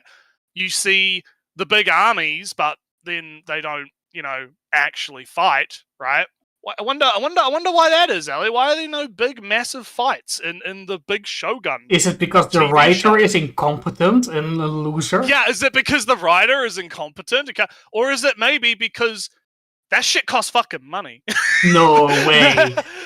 Are you still saying that money limits art in some way? Oh, fuck. God, I wonder, right? I wonder if they don't have the budget to have, like, 100,000 fucking, well, maybe not 100,000, but I don't think the fights were that big in Shogun types, but you get what I mean. Like, I don't think they have, like, the money to buy a bunch of actors to create entire armies so they could do, like, or even, like, doing it with CG, right? Because there are some points where it's like, oh yeah, you see, like, the big army, but it's clearly like a CG long distance shot of army, right? You can tell it's CG, but it's, they're trying to hide it, right? But you tell me that, in the Lord of the Rings, that second movie, when there was a big group fighting, the big army, where there weren't all people. The entire population of New Zealand was recruited. You were there, Naretsu. Yeah, I was there. Yeah. And when they felt, but this is what I mean, right? Like, both technical limitations and financial limitations do affect, and also what you're saying with, like, maybe the authors are not that confident with writing, like, sword. Oh, his sword hit his sword, and it made a clang noise, right? You know what I mean. You know what I mean? Like, there are multiple factors here, right? It's not as cut and dry as just like, oh, the authors don't understand how writing works, right? And I think it's a bit what's the word? Fucking, I'm not going to be able to pronounce it. Yes, that's what I'm looking for. That it's a bit of that of Mother's Basement. You see, even I have English problems, right? Autism does that to you, right? Even I think it's a bit wrong of Mother's Basement to just kind of assume, oh, these authors don't like have an understanding of that and not kind of factoring in, maybe there are some other factors involved here that could possibly have something to do with it, right? I'm reminded of my not Sixth Sense or anything, but you can really tell, at least in animes, right? You can tell when something comes from a light novel, when something comes from a novel, when something comes from a manga.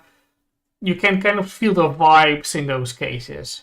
When it comes from like a big novel, actual novel, you kind of see from you see more of an internal monologue happening kind of deal. When it's like a light novel, there's this kind of happenings in there. And when there's it's a lot manga, of cogs going on, yeah. And when there's a manga, you can really see, all right, they are focusing on this scene particular when the character is standing in this way. And that really tells me it's a manga when they're kind of focusing on specific stances and when they're, And of course, it also depends on the artists themselves too, right? Like some artists are more confident in drawing. Like some artists have more technical knowledge about stuff. Like if you read certain manga about like MMA or fighting, right? If it's someone that's like a literal fucking fighting otaku, right? They'll add stuff that people can recognize as like, oh yeah, he's doing that technique that does this, and they've drawn that perfectly to illustrate how that technique works, right? So yeah, multiple factors. But anyway, let's continue. Yeah, I just wanted to mention the other two, just from Hibika Euphonium was felt alt in the first episode. That was because it's was from a novel or actual novel. You can kind of feel that in something like I don't know, or say a series, Naretsu, say some fancy. I don't know, fancy. I don't know. All right, Soul Eater. I'm running on half gear here, Alex. Oh damn! In Soul Eater, I don't know why I'm so fucking tired today. Like, goddamn. Soul Eater, right, Naretsu? In Soul Eater, characters strike a pose, and those poses are come directly from the manga. That kind of deal. And when it's from a light novel or something like Shana, you can also feel that kind of deal because there's a lot of exposition happening. That's kind of the three ways you can tell. Let's help make your power system exposition dumps actually matter to the reader. Giving a power clear limitations makes its application feel less hand-wavy and leads to satisfying aha moments for your audience when a character finds a creative workaround for those limitations. Refraining from making up a bunch of powers, meanwhile, forces you to use more of those workarounds and ensures the audience won't get overloaded trying to remember all of the different powers that everyone has. So when an anime kicks off by giving its hero the power to copy powers, or hands him a bag of holding full of 80 different magic tools and enchanted pieces of equipment, or has him montage grind his way through 20 different VR MMO skills in half an hour, even if you flash up a stat screen with the name and explanation for all of the things that he just got, the only person who will ever remember that is the guy filling out the wiki. You may as well have explained nothing and just given him a magic genie with infinite wishes. Shangri-La Frontier is a great example of how restraint and focus and building your Alright, I guess we're moving on to the next show he wants to talk about. I need to take a break because I got. Alright, I'm just going to say that. Waffle on for the chat. Yeah, I'm just reminded of Freerun that doesn't really explain its magical system at all. The only explanation it gives is if you can imagine it, it's real. Is that not the most hand-wavy thing? Is Freerun being able to conjure a concentrated mana around her neck so that she doesn't get decapitated? Isn't that hand-wavy new power?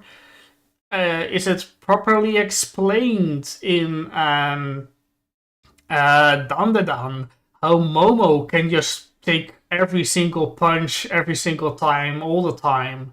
Is it just, oh, she has big psychic powers? Is that an explanation good enough? Because Momo's powers are kind of wishy-washy in that same way. Oh, she starts with the power to just break reality, and afterwards she can just take a punch and not be harmed. It's I'm sure that the guy that Mother's Basement here is quoting is good advice. I don't think it's a good criteria to judge a story on. Because you immediately run into countless examples of stories that break these rules and is good in some way. Even like Sword Art Online, the first season at least, I like the first season a lot, and I am sure that it breaks all those rules that were mentioned earlier. Kirito's gaining new skills and doesn't explain how they got the skills. Like, oh no, look, all those evil people cutting up Kirito every on the bridge that one scene. Kirito getting cut up. Oh no! And then he has this sudden regeneration, HP regeneration, never explained, new superpower. But we like Sword Art Online the first season. I know most people like the first season. That breaks the rules. Free Run breaks the rules. Down the Down breaks the rules. So it's not It's not a good criteria to judge a story on if it's good or not. It's from what I can tell at least, it's a handy writing tool, not a story good maker. Alright, well, I'm back, so let's get back to it. Hero's skill set and equipment can pay off, but the same copyright trolls who took down Zenshu from the Ones to Watch video this winter are all over that show right now, so I'd rather not risk playing any clips. Solo leveling does a pretty decent job of this too, though. Between the invisibility, buffs and debuffs, enchanted weapons, manifesting those weapons plus potions and other stuff out of thin air, necromancy, and push-up related teleportation, one could argue that Sung Jin-woo has perhaps too many powers, but it's still few enough that you can remember what they all do. There's not much overlap between them, and each one is highlighted prominently when he gets it, so you have a chance to learn what they do. And if there's one thing that all the light novel, manga, and anime writers who definitely aren't watching this video should take away from it, it's that this is how you make the power part of your power fantasy feel satisfying. Well, this and having stupid awesome action animation, but if you're banking on that, you're setting yourself up for failure. And even if you are lucky enough to get that stupid awesome money for your production, your story needs to be more and less than stupid awesome sometimes. Back when I was studying game design at Vancouver Film School. Oh wow, we went to school. Oh, I remember. We criticized him for not knowing movies, but he's apparently started games at the movie. Yeah, so, yeah. New lore dropped. Also, like, okay. Well, one of the cons teachers were keenest to drill into our heads was the interest curve. Longtime viewers might remember me talking about this at length in my Haikyuu What's in an OP 9 years ago. Better get started on that 10th anniversary video. Anyway, to give you the short version, intense emotions evoked by media only feel as intense as the difference between the thing you're experiencing now and the last thing you experienced. A gunfight breaking out after a tense standoff in a bar, for instance, is gonna feel a lot more exciting than the exact same gunfight following a giant robot beating a kaiju to death. If every scene... This just seems like basic shit, though. Like, yeah, no shit. This isn't like groundbreaking or anything. I'm not. But I'm so this is a complaint about power fantasies. And I'm thinking about them, and if I'm, Overlord springs the most to mind because it's one big power fantasy, two a thing that I know. But Overlord is always like, Mr. Overlord does a big overpowered thing, and then it comes down again. And then it rumbles, and Ein sits around worrying if it was good enough, and then he has to do something, and he does something way overpowered, and then it's calm again, and people are murmuring in the background about all the political ramification of the world and whatnot, and we're worried if they have to do or not do something. Well, Ein is still worrying, oh, was that good enough? Did I mess it up again, or was it good? And then he does something again. That's always like the big, in what he's saying, that sounds like that Overlord has like the biggest highs and lows interest curves. Yeah. How is he going to say that something, the bad Isekai Naretsu smartphone isekai. How is he going to say that smartphone isekai breaks his rule or something? Yeah. All right, we'll see. Is 10 out of 10 intense. It feels just as monotonous as every scene being a 1. Steady escalation works a lot better, but after a while that can also get predictable and exhausting. You need to give your audience downtime to process the crazy shit that just happened and reset their calibration for what counts as crazy. Plus, just going straight from 1 to 10 leaves you with a boring intro. So the optimal approach is to hook people in with like a level 6 or 7 scene so they know how exciting your thing can be, but you'd still have somewhere to go from there, then ease off to a 1 or 2 and build back up in a series of escalating peaks and valleys until you're hitting 9s and 10s in your climax. I learned this in terms of like difficulty spikes and big set piece moments and level design. You know, the asylum demon fucking you up in Dark Souls or dangling off that train in Uncharted 2, but it applies to all forms of media and all kinds of emotion. Think of how the instrument again, it's like, yeah, I don't disagree, but that's just because it's like this is basic ass shit. Like, I think people can kind of intuit this. Yeah, I don't know if I needed. I don't know if I needed to go to Vancouver and get a game study degree or whatever to understand this. I just want to point out this instrument thing will be the third analog, the third example he will give. Yeah, I think what people kind of got the point already. It's like, yeah, you wanna space stuff out, and you want to have ups and downs and highs and lows, and you want to be able, you got a pacing. It's called pacing now. It's called having a pace. It's called the interest curve, Naretsu. Oh no.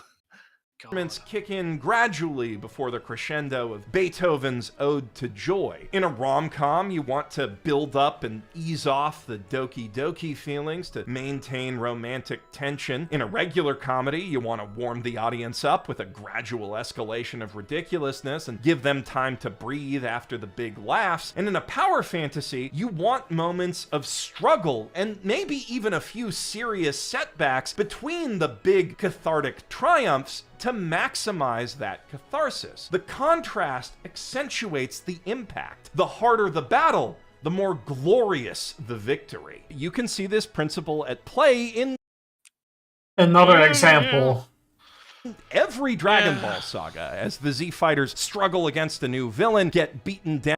Alright, I'm executive. Oh no, people! I have no control over this. 1.5, because this is just getting like he just keeps saying the same thing. Another example, another example, another one. It's like, I get it. And then get back up and eventually save the day. And their most memorable victories, Cell, Frieza, King Piccolo, all come on the heels of their most devastating defeats to date. Most One Piece arcs involve a villain smacking Luffy around until he bounces back hard enough to knock them off their high horse, and that's hype as f***. Hell, Jujutsu Kaisen's heroes lose more often than they win, but when they do win, it blows the roof off the internet. In contrast, so many modern reincarnated in a VR MMO where my off-meta class is actually super OP type things fall flat on their face right out of the gate because they're scared to make an audience that's here to be validated feel bad by kicking their Kirito's ass or letting him fuck up a little first. Even in last year's Failure Frame, which ostensibly starts with a whole episode of Protag getting shit on, the shitting is entirely verbal bullying, and as soon as he's actually faced with a monster, he wins and...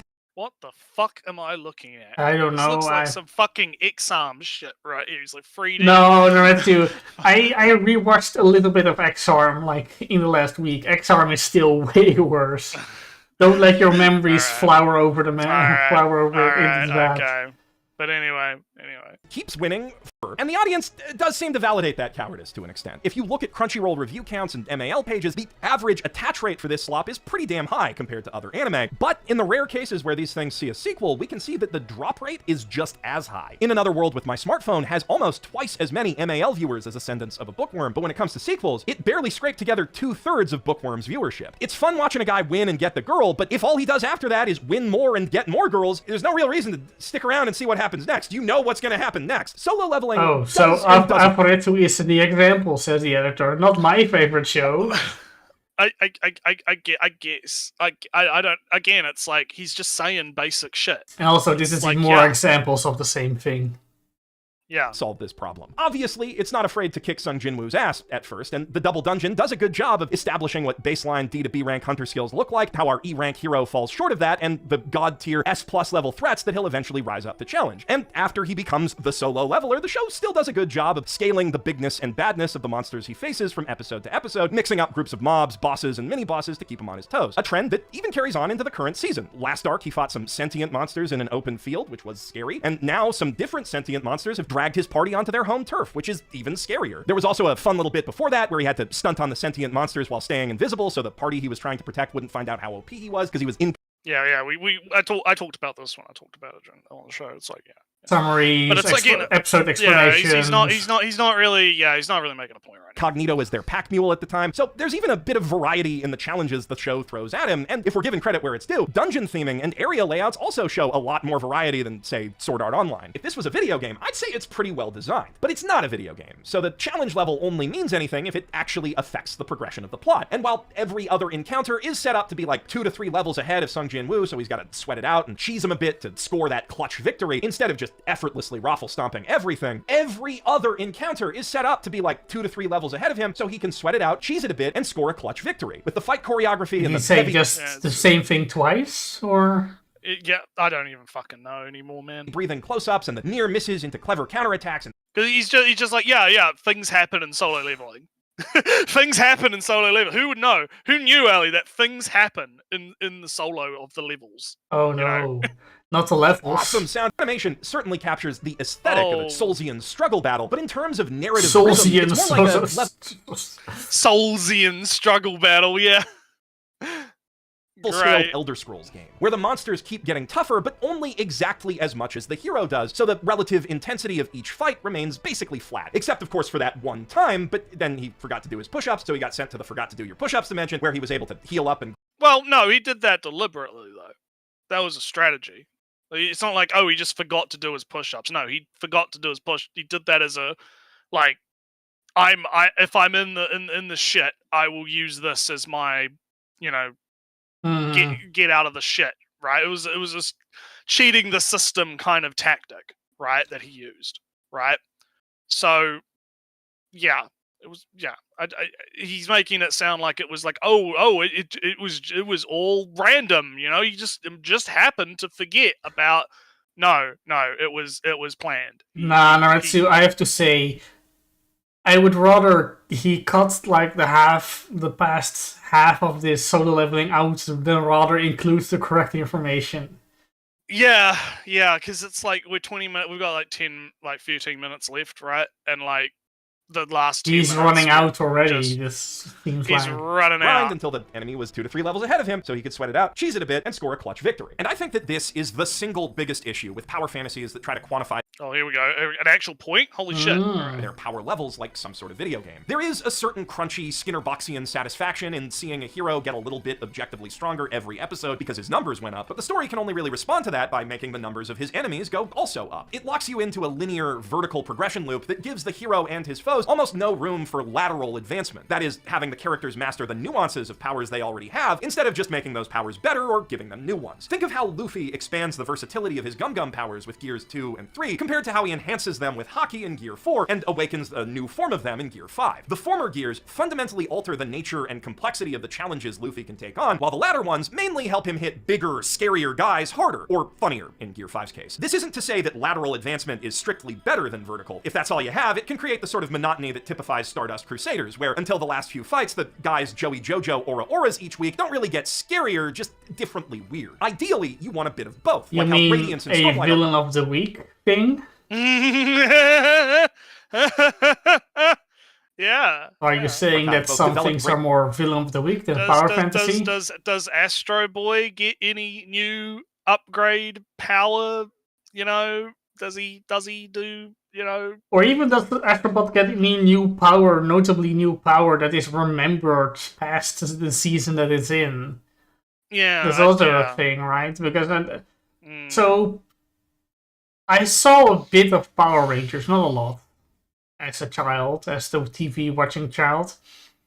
And I vaguely can remember that Power Rangers, some of the powers will carry over to new seasons and whatnot.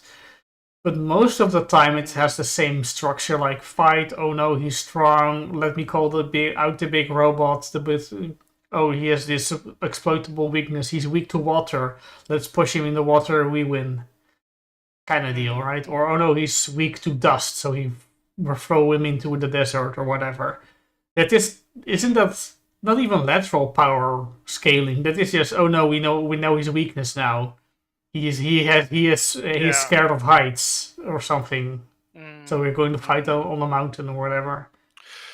All right, let's keep going. Under control over their friend and advance to new ideals once a book or so. Or how sacred artists in Cradle develop and refine a handful of signature techniques while they're climbing through the same advancement levels as everyone else. That way, you can have fights that top each other in both spectacle and complexity, satisfying the id and the intellect. Don't get me wrong, the kind of hype that solo leveling delivers doesn't just appear out of nowhere in the presence of good animation. There is some solid micro-level writing going on here. Minute to minute, scene to scene, quip to quip, the script deploys jobbers effectively, pushes Jinwoo into corners he's got to think his way out of, or not push up his way out of, as the case may be, and generally does a good job of creating a distinct context for who he's fighting and why they deserve an ass-kicking. But the Sakuga and Sawano drops are definitely doing a lot of heavy lifting, just like the art does in the manhwa, and on a macro level, once you're clued into the pattern, you know how almost every fight's gonna go from the start. Either some cocky evil bitch underestimates Sung and gets his teeth pushed in, or Sung gets in a little over his head and claws his way out. Occasionally, he'll get in way over his head to keep you on your toes, but then some sort of deus ex machina inevitably saves him at the last second, like in the double dungeon or the push-ups thing. And to be fair, that is still more than most light novels. Yeah, I know your complaint, right? So I've heard it. Well, yeah, that's why I'm just like I don't have anything to say, but we have to pause, right? Because otherwise it's just going to be us without saying something. Yeah, it's like because there's nothing like there's nothing of substance here. It's just like things happen in solo leveling. It's like okay, this is how solo leveling is. How is that like? I think we're done. I think we're done with solo leveling. Yeah, it ever does to mix things up, but to be balanced, it still means that no fight is ever going to cost Sung Jin Woo. All right, hang on. Oh no. 2. Anything the audience might really miss, which leaves the fights lacking in bite, even compared to other anime that are frequently criticized for being light on lasting consequences and predictable, like Dragon Ball or One Piece. And it's a world apart from genuinely unpredictable power fantasies with heavy stakes and meaningful consequences like Gundam, Hunter x Hunter, Re:Zero, Chainsaw Man, Dan Dan, Jujutsu Kaisen, or Hey, wait. Are those power fantasies that you all mentioned? Yeah, Fullmetal Alchemist, the real power. Is Dan Dan a power fantasy? Yeah. Man had his balls stolen, Ellie. Man had his balls stolen. Fuck. Now, can you go back because to confirm that he's talking about power fantasies? Because I'm okay. Just for you, we'll go back and we'll listen. In bite, even compared to other anime that are frequently criticized for being light on lasting consequences and overly predictable, like Dragon Ball or One Piece. And it's a world apart from genuinely unpredictable power fantasies with heavy stakes and meaningful consequences like Gundam, Hunter x Hunter, Re:Zero, Chainsaw Man, Dan Dan, Jujutsu Kaisen, or FMA. Please note. So he's calling them unpredictable power fantasies. He's inventing new categories of power fantasies on the spot. Yeah. Listen, my power fantasy good. Your power fantasy. Yeah, I have an unpredictable power fantasy. Oh, gee. Yeah. Let me explain how this works. 30 minutes later. God. Oh yeah, I'm gonna. Oh, sorry. He's going to say, "Oh, don't worry. These are still good stories, though." I can see meaningful consequences doesn't have to mean constant character deaths, just failures that permanently alter the status quo and force the characters to adapt in some way. You know, some hardship to sweeten the victory, which, despite its reputation, One Piece does actually do when circumstances pull the crew apart or pit them against each other or when they have to leave a friend behind. And while that's usually temporary, the sagas where it lasts a while tend to be held up as the best in the series. Alabasta, Water 7, The Summit War, Dressrosa through Whole Cake Island. Of course, those consequences don't usually hinge on winning or losing one fight, but then One Piece is more of an adventure story with power fantasy elements anyway, where the fights come second to moments of wonder, discovery, and laughter. The sheer length and breadth of the journey goes a long way toward making the predictable results of those fights feel satisfying and earned. And that points to one of the single best things that any writer can do to make their power fantasy more interesting. Give the hero a goal orthogonal to just getting stronger and beating guys up. If the cool guy doing cool things isn't the sole focal point of the story, then so long as the bits that are the focal point follow a satisfying progression, like the romance in Dan Dan. He's pointing at something out actually, like, if the power fantasy of the fight isn't the goal, Have the other thing to be the goal. Have something else, like almost like how the world reacts to that power. That maybe. Oh man, I wonder what show does that. Okay, emotional growth, romance. Emotional growth, romance. Yeah. And also Ari Ferretta, weirdly, the escalation of comedy in One Punch Man. He really likes Alpharetta. He's done that a couple of times. He's had like a Alpharetta does that, and it's like, okay, I guess. But I don't watched it. There we go. All right, quick criticism. I don't think that One Punch Man is about the escalation of the threat, because the threat goes from spaceship that wants to destroy the Earth to guy who becomes a monster. Guy who becomes God, tries to become a God level thing, yeah. Yeah, but that is marketed actually a way smaller scale, right? A single person that is strong and beats people up is not the same as spaceship that destroys entire millions in populous cities. And the strong guy that's the alien guy as well. Yeah, he's way more of a threat to human survival than Garo is. And again, One Punch Man is like, again, it's not about the fight per se. No, I mean, it is when it's other characters fighting. It says a lot about society, actually. Actually, about society. We're getting there. Surrealist horror in Chainsaw Man, the unraveling mystery in FMA, or the character development in Mob Psycho 100, you can get away with eschewing the power curve and making your heroes insanely OP right out of the gate. Or you can even get away with keeping him weak for a good long while, piling horror and misery on him too and past his breaking point, and only then giving him any real combat powers when you're building him back up from those shattered pieces. Until eventually, he's fighting dragons, giving rousing speeches to inspire cities under siege, storming cathedrals, and rescuing pretty girls from marriage-minded kidnappers just like any power fantasy type hero, and only dying a little bit along the way. Which, to me at least, felt infinitely more satisfying and cool than any of the, on paper, way more insane and hyped up shit that I've seen Sung Jin Woo pull off, as has every other small victory that Subaru's earned along the way. Because I've been there with him through every agonizing step it took to get there, instead of just hearing It's almost like ReZero is not a typical power fantasy in the way that people talk about typical power fantasies. Or maybe, Naretsu, I kind of feel like if you just remove the fighting out of ReZero, instead make it like a something like a detective drama or something, that it might follow a similar structure, like trying to catch it, like it's actually kind of normal storytelling even. Yeah, fuck, holy shit. Maybe using power fantasy as a pejorative is not that smart. Or maybe just labeling any series a power fantasy when it could just be a detective show. Willy-nilly, yeah. What if you have a detective guy and seeing him get his ass?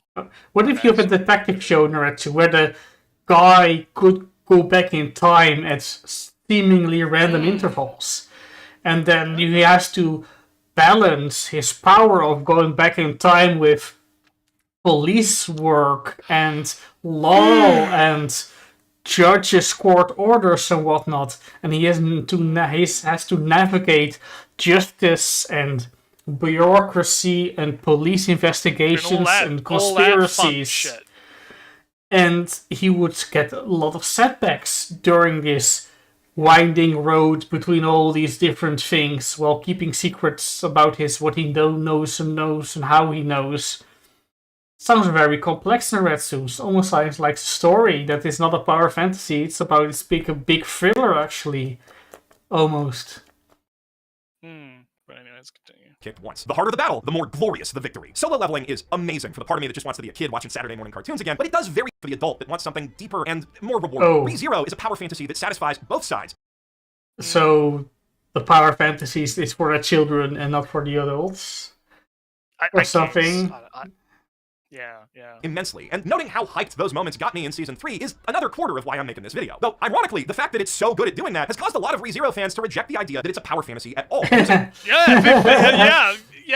Notes, Naretsu. I'm not a fan of ReZero. I don't even watch ReZero, and I'm like, no, it's not a fuck, because again, the problem is with definitions, right? I'm sure that if you played, like, I don't know, word games, right, and you just twisted the definition of what a power fantasy is, you could probably find a version of power fantasy you could slap on ReZero.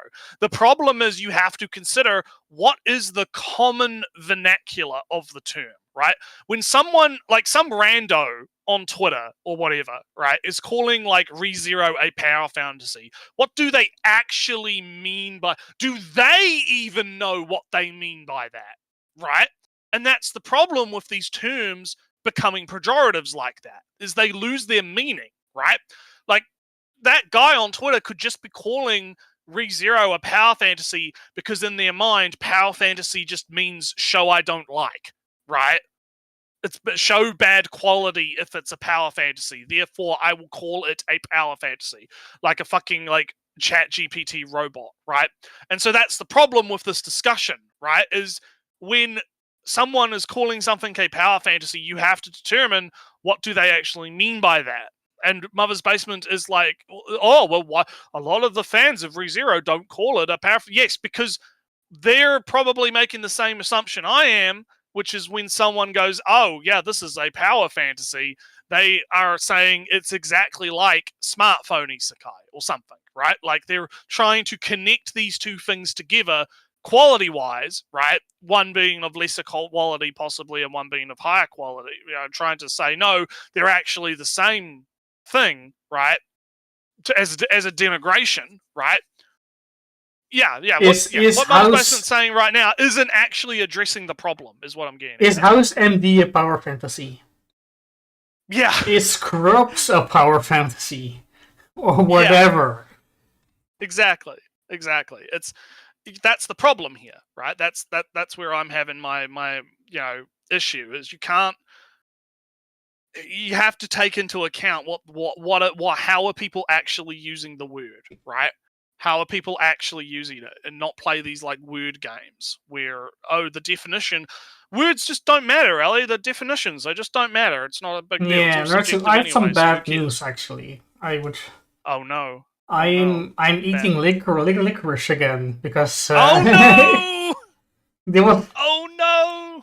Because I don't know what's going on. I'm not feeling that great either. I mean, we should probably. I just for chat because we said this before stream, right?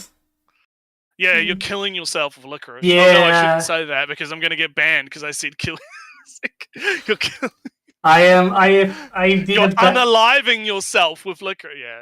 No. I did a bad thing. I bought like two big 350 grams of licorice. Yeah. I've been eating them all day, and my tummy hurts a little bit because it's not very good for your digestive system to just eat bits of licorice the entire day. But I think licorice tastes good actually. So I don't mind. Like, I mean, I've never been a fan of the black licorice. I'm not a fan of the black licorice. I like red licorice. What is red? Is black licorice just strawberry flavor? I don't think it's straw. I don't know. I just remember when I was a kid, I used to eat a lot of. I think there was a Willy Wonka brand form of licorice that was red that I quite liked. But I've never been into the black kind. It's always been a bit too. It's kind of never really been into that. Never really been into that. All black. It's all black. It is kind of sweet-ish licorice. Yeah. But when I feel like it, I will take those tiny bits of black grains that is like 100% concentrated, and I'll take one of them for the fun. Just inject that right into the bloodstream. Yeah, the 100% licorice. I can, those are fun every once in a while, but usually it's like the slightly sweet ones, still a bunch of salt in them.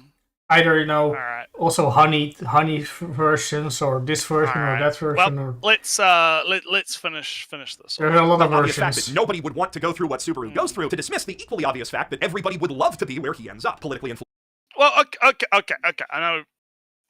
Let's go back because I want to because he actually makes a point there that I think we. Yeah, I mean, I could playbacks. feel. We're going to go back to one. We're going to go back to one. Let's listen again. Fans to reject the idea that it's a power fantasy at all, using the obvious fact that nobody would want to go through what Subaru goes through, to dismiss the equally obvious fact that everybody would love to be where he ends up. Politically influential, surrounded by babes, championed to the masses with cool friends who think he's cool, the best dog, and magic powers. It's still wishful. So, okay, I get that, but then does that just mean that power fantasy boils down to good thing good? Like having magic power good, so that's power fantasy. Having thing, like, is that what it means for it to be a power fantasy? Like, to loop it back to me talking about like Project Neurocloud, right? Is the commanders' struggle and pain and everything that they go through to protect the server, right? Like, it's funny because like it's established that so the way that we save this is the server.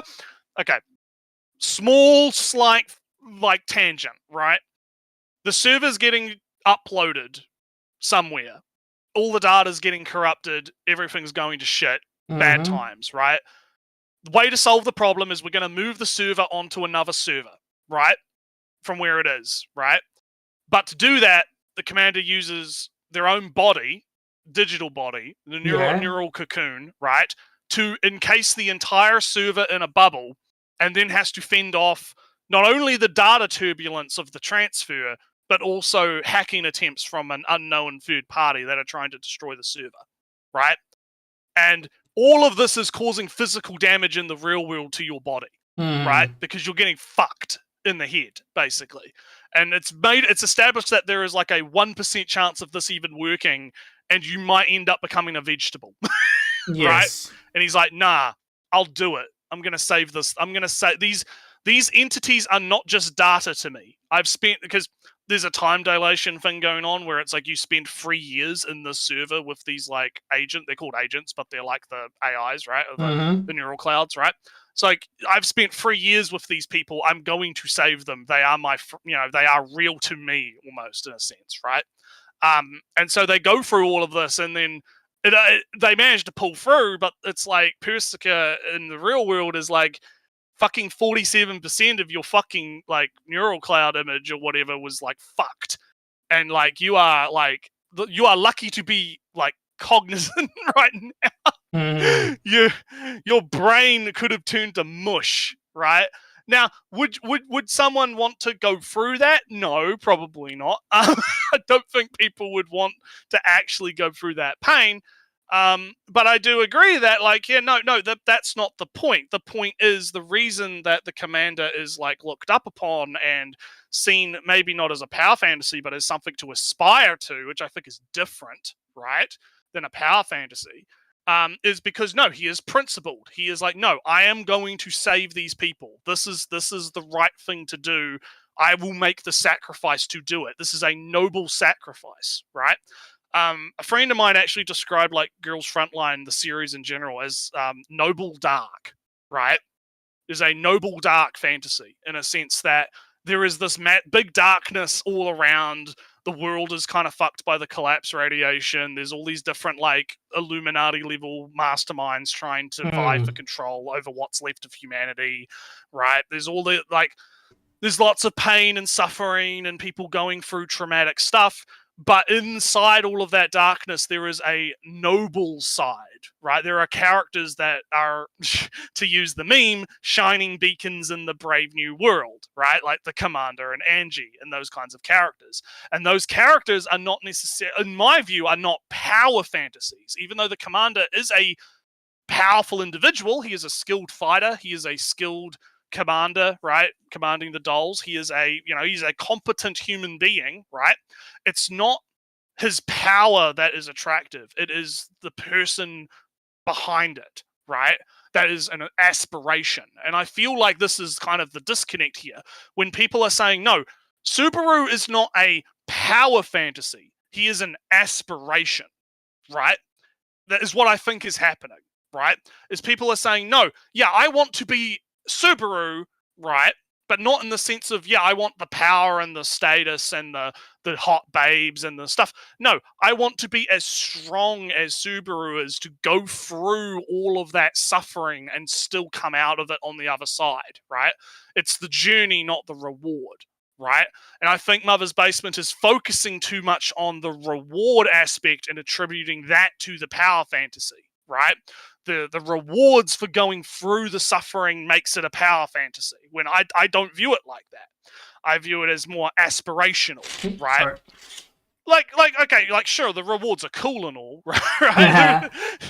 No, not going to say they haven't, the harem of babes and the the political power and all the other stuff they listed. That's not. I mean, obviously, no one's going to say that's not something that people want, right?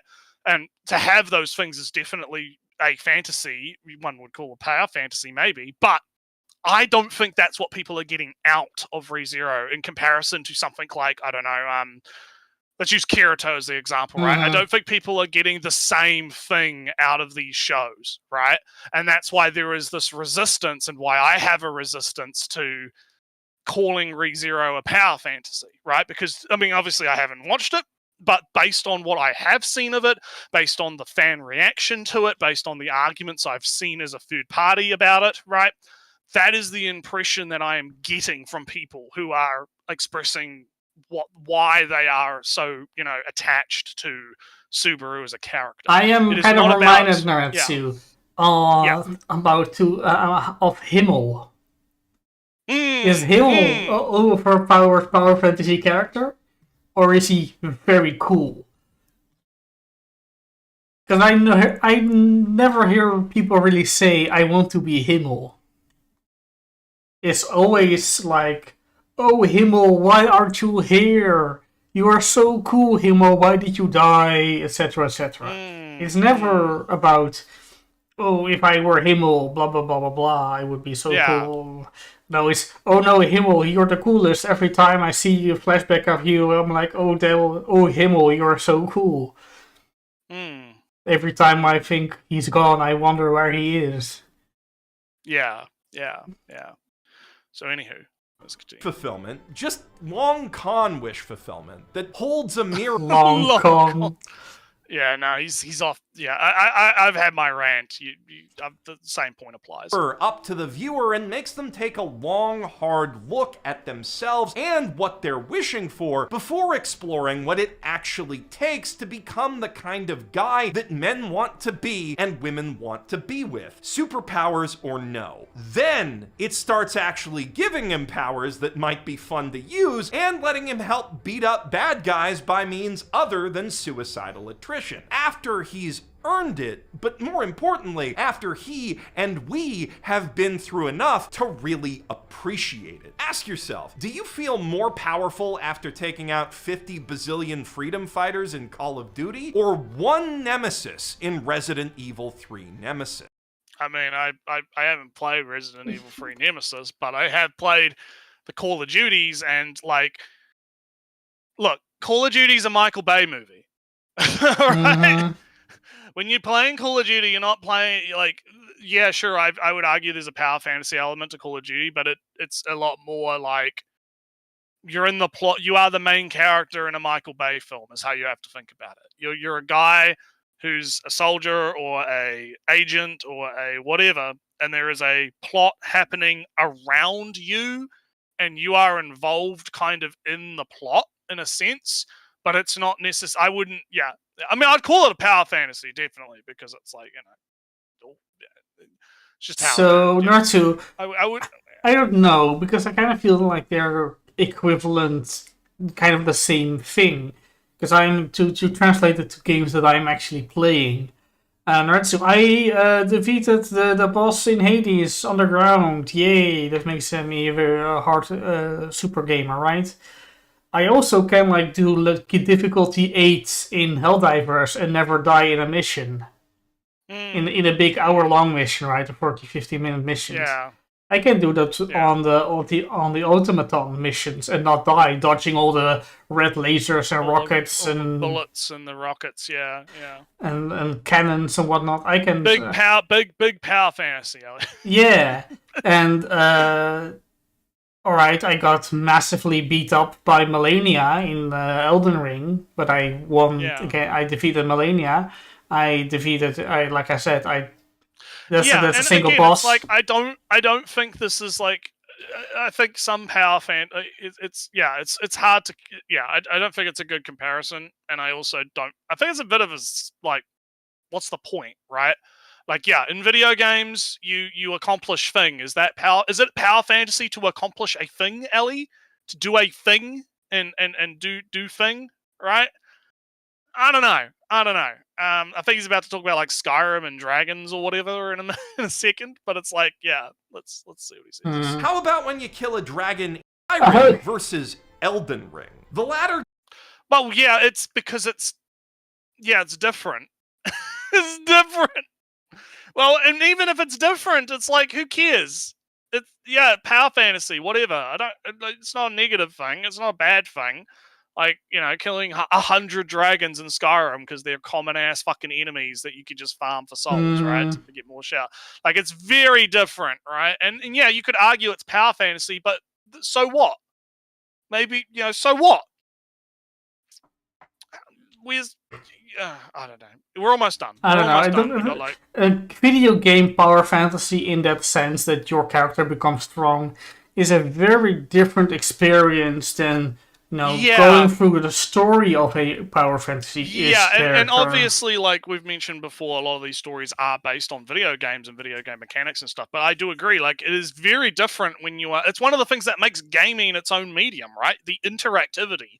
It is literally you controlling the pixels on the screen, right? You are literally moving the character, driving the plot forward, right? You are doing things, right? Versus watching a, static, linear, the story is going to go in the direction that it's going regardless of what you do, right?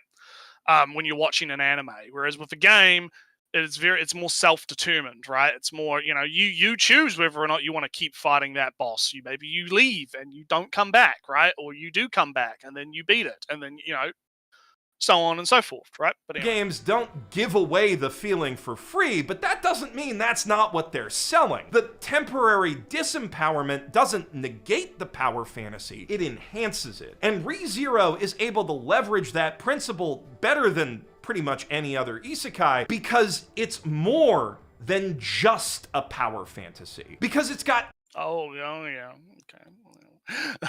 It's more than just... Characters worth paying attention to, themes worth exploring, a world worth building, and a whole bunch of existentially terrifying shit to keep the viewer who comes for the otherworldly power trip and stays for the bloody rug pulls engaged until the power trip comes back. But also, crucially, it does keep breadcrumbing that viewer along with a little taste of empowerment at the end of basically every arc, so they know where it's going. One that's wait a minute. Sweet. Is every victory against every hard one? Yeah, that's what I've been saying. Victory? That's what I've been saying. It's like, oh yeah, every time you get a victory, that's a power fantasy. It's like, no, again, it's not about that. It's not about that.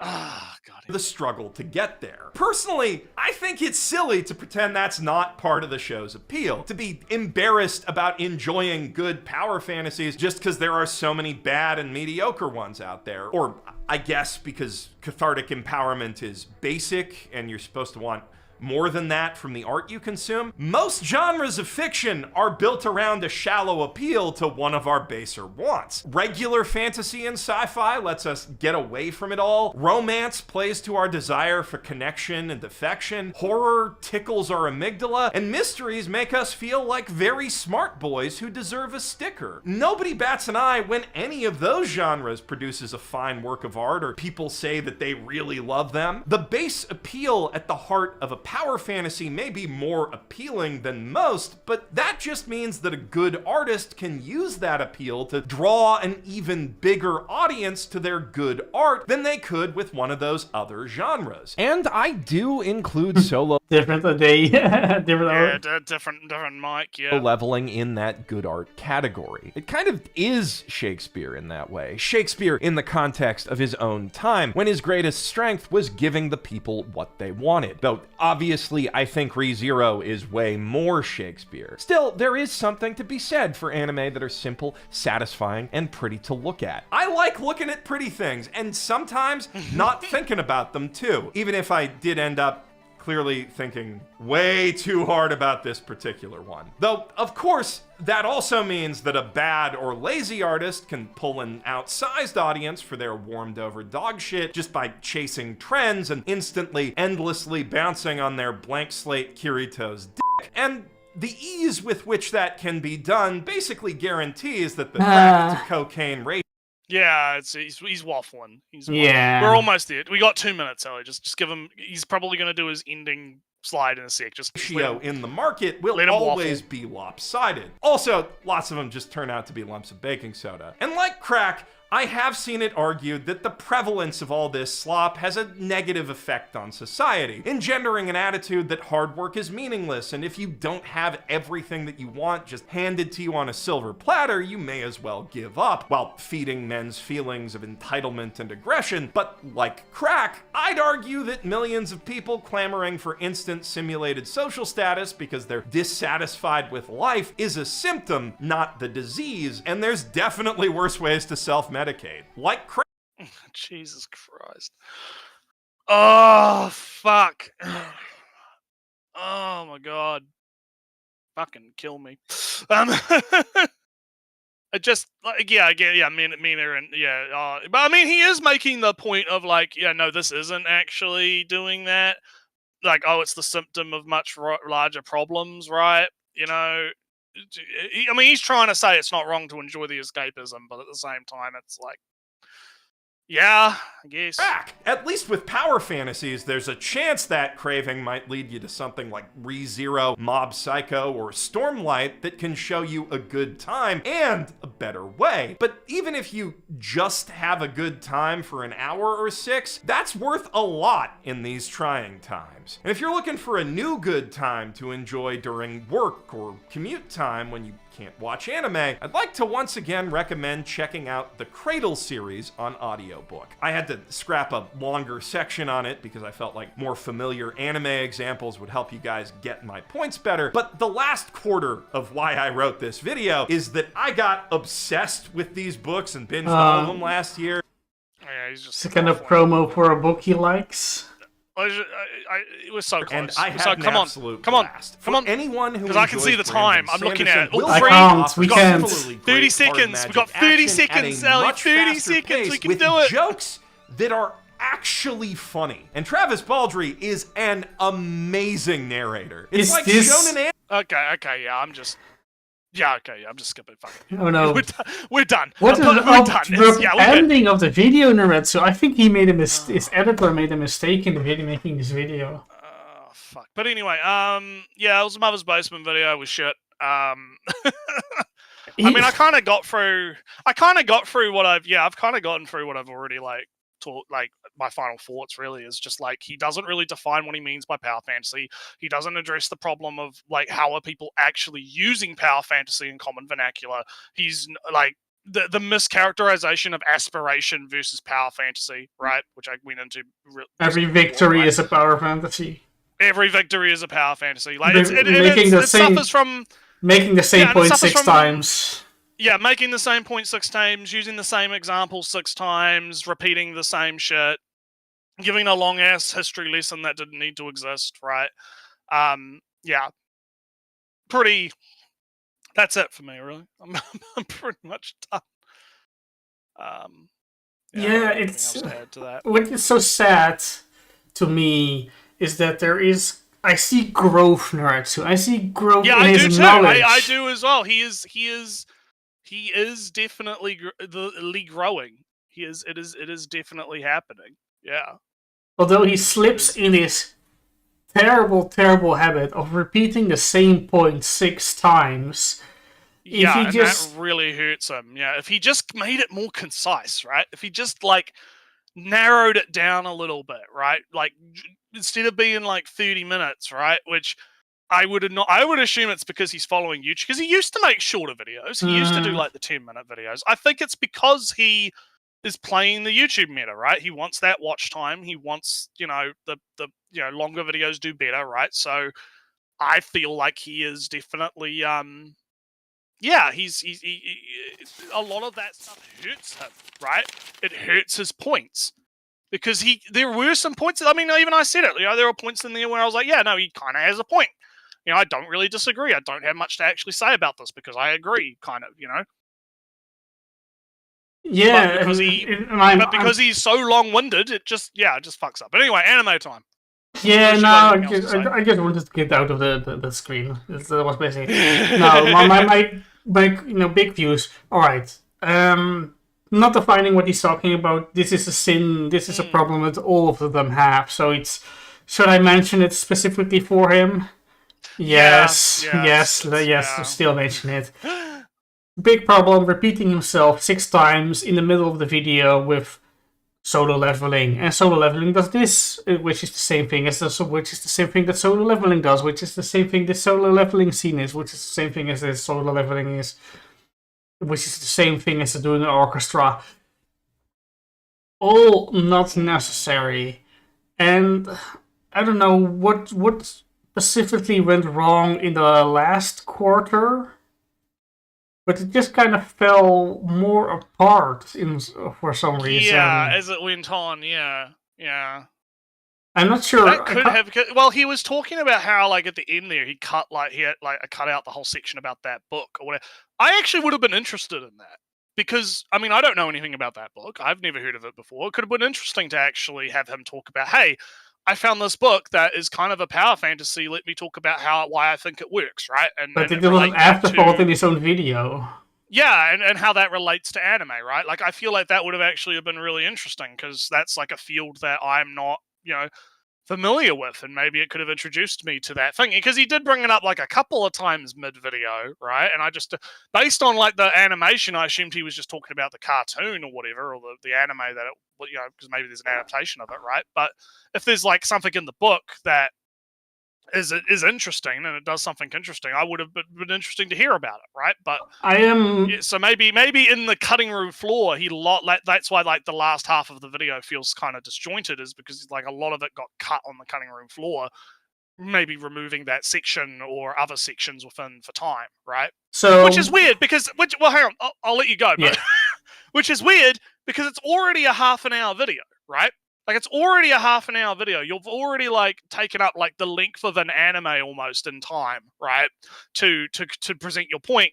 Why not spend an extra 20 to 30 minutes? Like, why not go the full hour and have that extra section on that book, right? Why not at that point, right? Like, why the fuck not? But anyway. Yeah, what I wanted to say, right? It's like the quarter mark, or somewhere there, over there, third mark. He introduced like a guy that said that these rules for the magic and fighting, and he cited them. He repeated them, but he didn't really do anything with them. He didn't really apply them to any series. It was like, oh, these rules are good for magic's fighting. All right, what about all the, a lot of them have, fighting as a thing, but, does it not apply for just martial arts? No... I can make up martial arts, my super martial art techniques. I don't need to have to use magic, my super fighting techniques that counter your fighting techniques because I'm super fast and can trip you up or whatever. I can treat sword fight as magic fights, no problem. Oh, excuse me. So I don't know. I like quoting other people and using their work in your own work, but do something with it. Don't say these rules. You gotta make it relevant to what you're actually saying.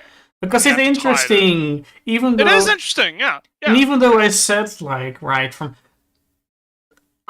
those rules are mentioned, and then, alright, what about Freeran, who breaks all these rules and it's a good book, like I said. These are tools to make for writing, not a story good maker. Yeah. So just... the bad artist blames their tools, so-and-so. So... I just was kind of disappointed because it's a good quote, a good, good way of citing somebody, etc., but not doing anything with it is kind of a sin, worse than not explaining that the guy deliberately didn't do his push-ups to get sent to the other dimension. I'm more upset about not using the stuff that he had. So yeah, this are all my points on. All right. Well, I guess since we talked about solo leveling quite a bit, we might as well start with that. Yeah. So I might as well go. So, you getting it? For good measure, right?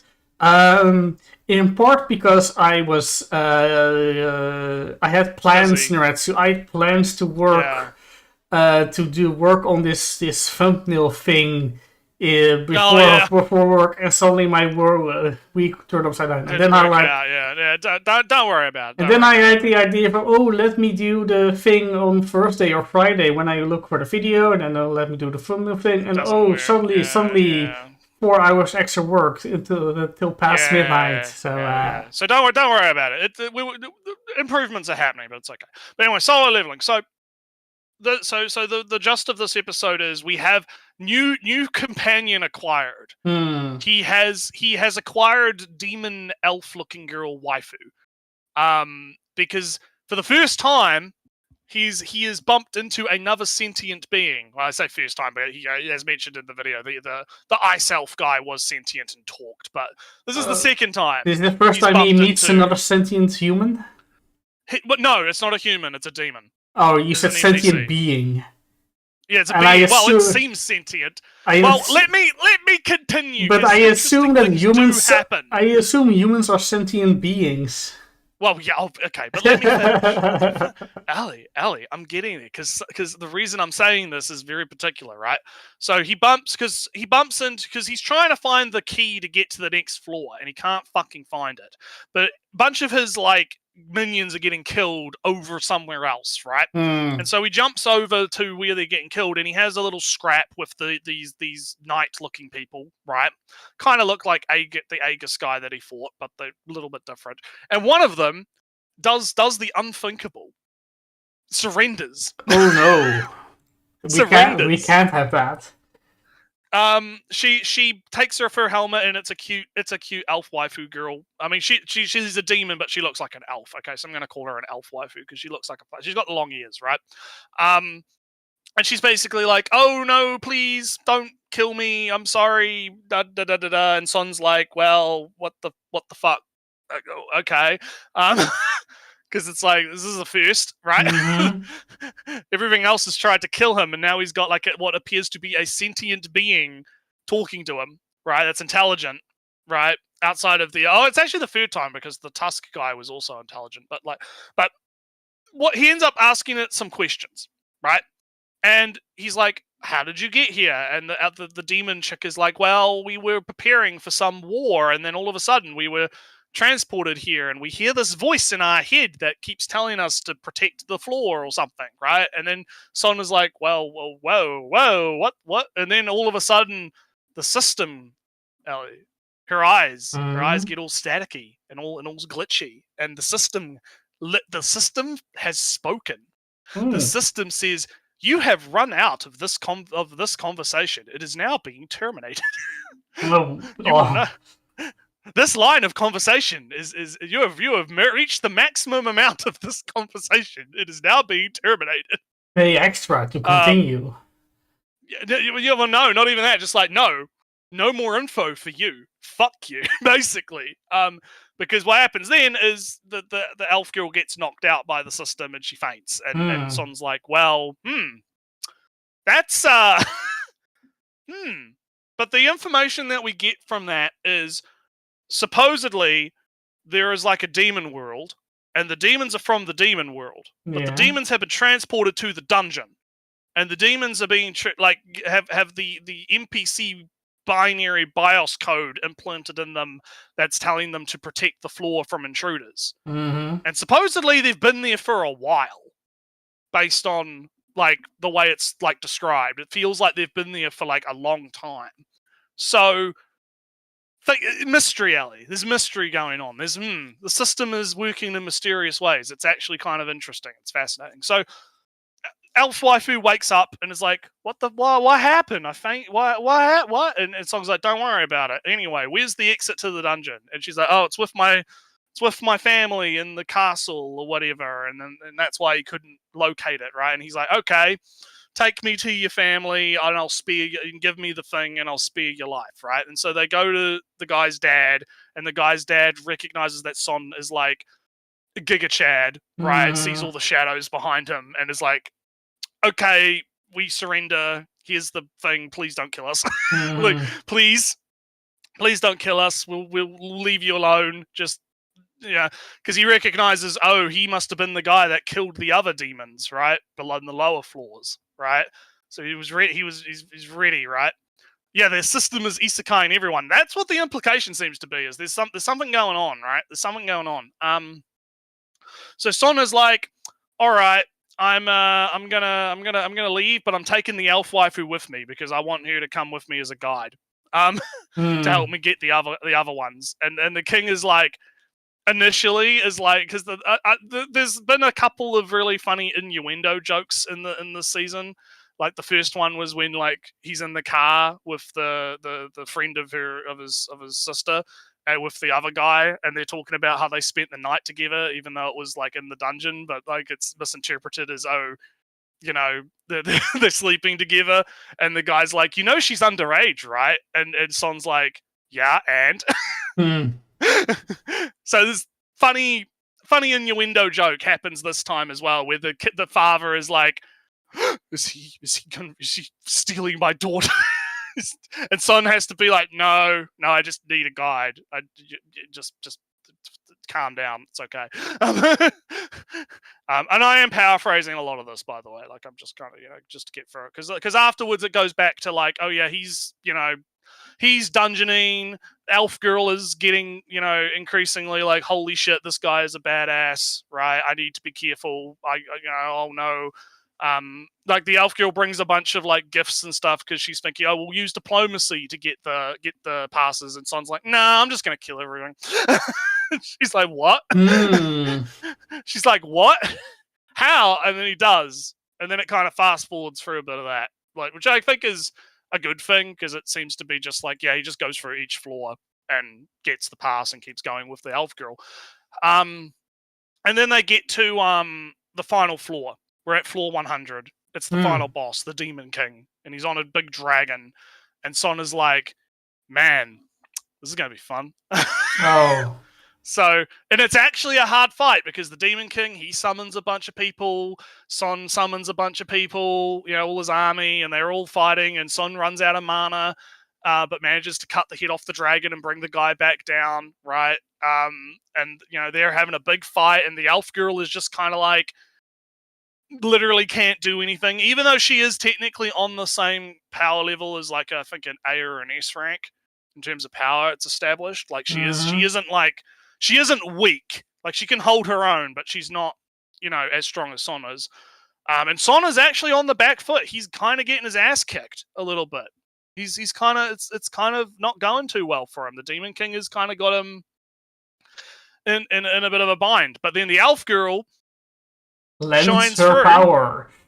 No, she tosses her fucking sword at the Demon King and bonks him on the head, and that distracts him just enough for Son to be able to get the knives in. And that's how he defeats the Demon King. And that's kind of where that plot line has ended now. I'm going to be interested to see if our elf demon girl comes with him into the real world. I'm kind of interested to see what happens, because I get the feeling she's going to become like a reoccurring character, because it's like party member required, right? New party member. And while this is all happening, in the real world, the ants are coming. The ants are coming. The ants are coming. Yeah. The ants are coming. We've had like several episodes of the ants are coming. Well, the ants are making landfall on an island off the coast of Korea, and they're like, oh shit, this is going to affect Japan too. So all the hunters guilds are like, right, we have to like we're executing the plan. All S rank hunters are going to have to get involved. So Son is going to have to get involved when he comes back, right? And they're going to do a bit. There's basically meetings where the Japanese and the Koreans are like, right, here's the plan. Japan's going to bring all of its S ranks, and we're going to, do this front line, and then there's going to be this. Yeah, basically that's what's going on. Is they're preparing for the next arc, essentially, that they've been teasing up until now. Yeah, these ants are apparently very fucking strong. They're apparently they take like at least a few A ranks to kill. They're not fucking easy to kill. So... I'm just forever in my mind is the fact that the Ant General, the Ant King, was in the E3 in the E3 game award, whatever trailer. Spoilers alert! Yeah, spoiler alert! Yeah. I'll never forget that we already know how the big enemy, how he looks like. Exactly. But yeah, it's fucking yeah. So it's chugging along. I'm still interested. The cute elf waifu is cute. So I hope she sticks around because she seems kind of cool. Because she's and there's interesting, like, again, the lore implications of, okay, what actually is the system, right? Because the system clearly is like somewhat sentient in a sense, right? Because there was the parts in the season that you watched where the system was like doing stuff during that fight to, sort of like almost like it was talking to him, right? So like there's kind of, different changes in how the text is presented as well, right? Show up. So I feel like I do like that kind of underlying intrigue, and something I do like about the storytelling in Solo Leveling is there is like multiple things going on at once, right? Like you have the underlying mystery of, okay, what is the system? How does the system work? Why hasn't the system shown up before? What is the actual, like, what is actually going on here? Then you have Son and his, like, level grinding to become strong, and so he's motivated to get the elixir of life so that he can cure his mum, right? And save his mum.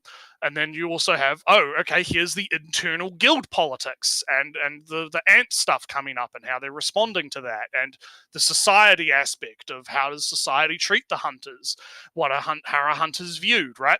There's a lot of moving kind of cogs in the machine, and I do kind of appreciate that it's not just like, Son is off gallivanting and doing whatever, right? There's a few extra things going on that make it, I feel, quite interesting. So yeah, that was Solo Leveling. I'll let you do one of your shows while I have a drink.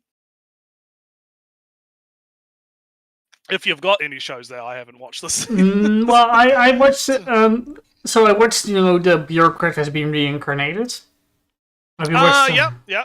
I've watched. I'm caught up. I'm caught up on everything. All right. So the biggest thing, right, is the hint, kind of, that Grace as a personality is kind of waking up again. Yeah, there was that hint of her in the cage, and the dad touches the cage, and it the dream. I got the feeling that they briefly flipped in person, right, when she just woke up in bed, and it felt like might just be imagining things. Might be the thing that it was Grace actually who woke up, and later it was kind of, oh no, it's because it's the dad. Yeah, the dad comes in. Yeah, it is interesting. I'm interested to see where that goes. The general plot of this episode was actually some good world building as well.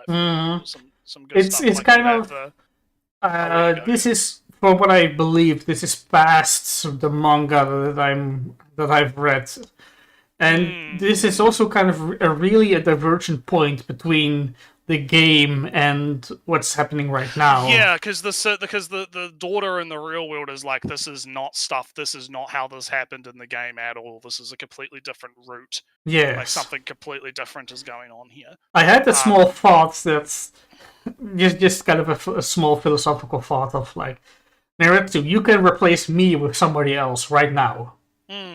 Yeah, but could. But this person that is now me would still meet the same people, be in the same place, and work in the same place, and eat the things in my fridge. So there's not much you can change right away, and it's just a thought that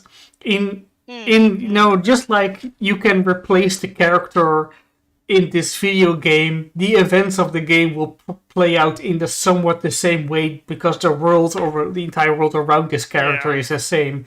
But at some point there will be a divergence. Just like, like I said... It seems we're getting to that now. Yeah, just like the thoughts.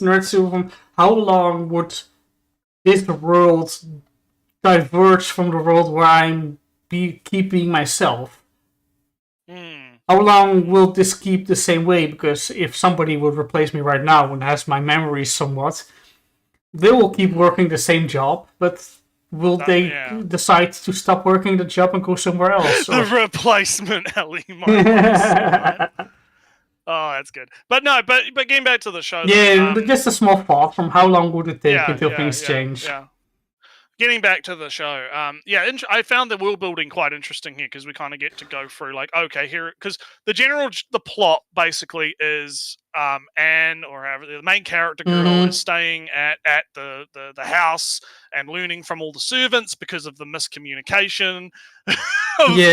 Oh, I'm gonna try and push you to you might end up with the king, so you need to know about how to deal with servants. Whereas she's like, I'm gonna be serving the So this is fun. Yeah, that was a fun. I thought that was a good gag for the episode, but it was a good way to kind of introduce, like, okay, here's how like the maids work. There's actually like 300 servants on the property. And it's like a small community almost. And the fun thing, right? So this is actually accurate. This is how many people. It is. Yeah, it is. This is kind of how it was. Yeah, they had like.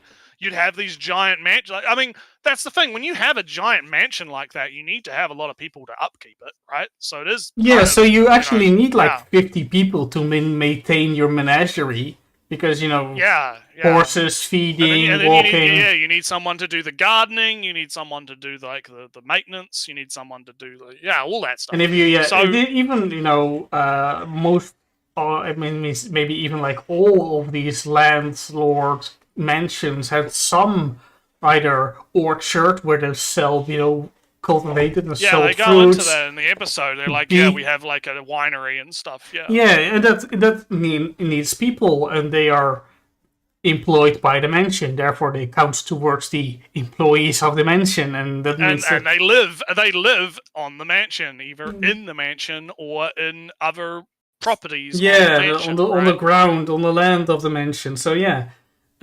Actual historical fact happening. Yeah, very big, very deep lore. But we also got some deep lore too, because we had the Beast Girl who's like, oh yeah, I have the magic ability to fucking make things hot. I can reverse entropy. Yeah, I can reverse entropy, and I use it to curl Master's hair.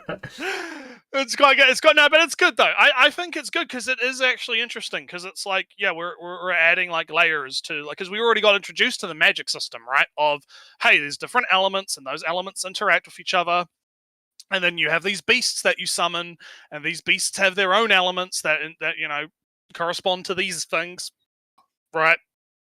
And they can do different stuff depending on the element, right? So there is some I liked this episode because of the world building aspect of it, right? Sure, you had also the gags and the funny, misunderstandings and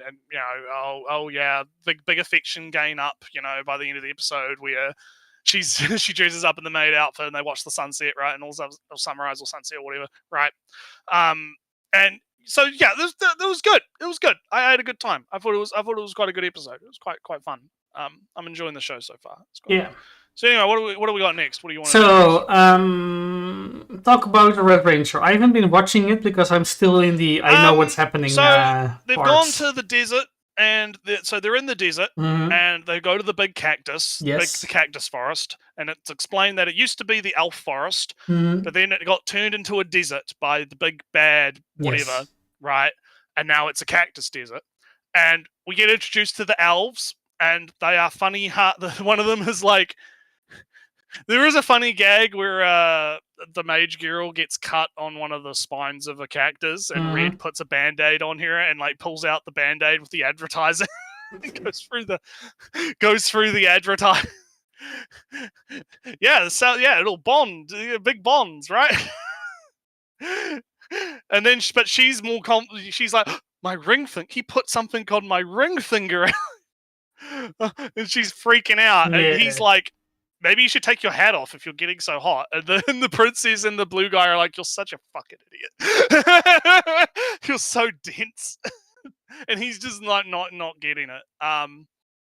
So it turns out the elves have become super hostile. They start attacking. One of them kidnaps the mage girl, and he's running off, slapping her on the ass like bongos and speaking in broken English. Yeah, they're funny elves. They're eccentric elves. And I believe there's a reason for this, which I'm going to get into.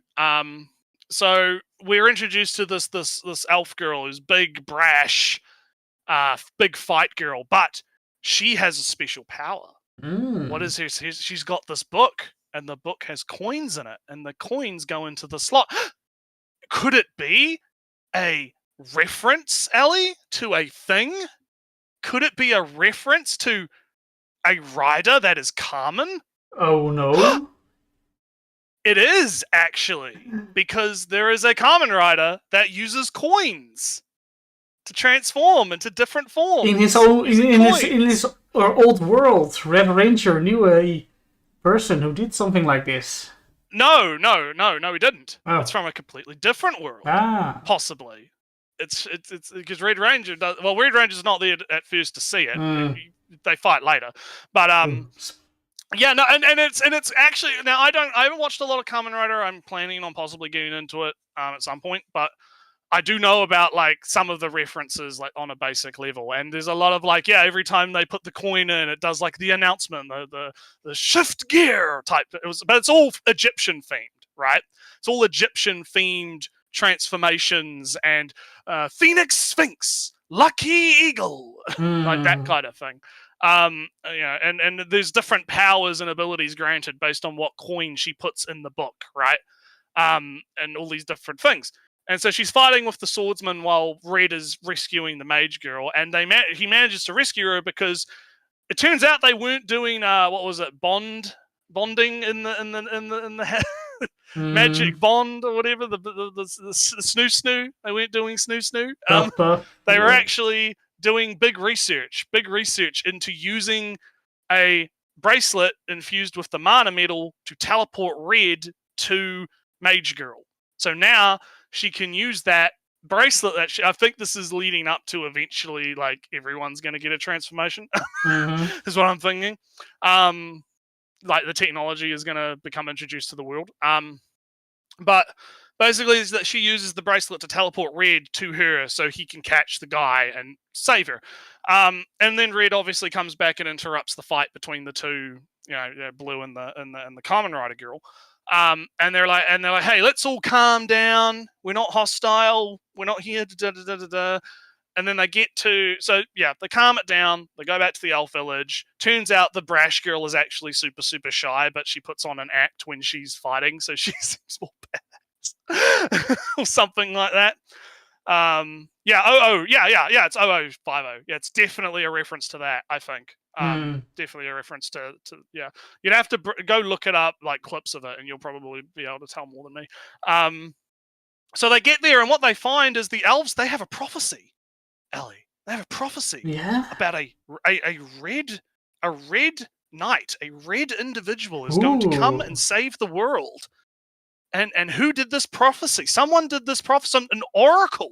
Someone called an oracle, who came with the great hero from another world to the elven village. And Red is like, I got to find out who this oracle was. Maybe it's someone I know. maybe it's so intrigue going on. I'm interested.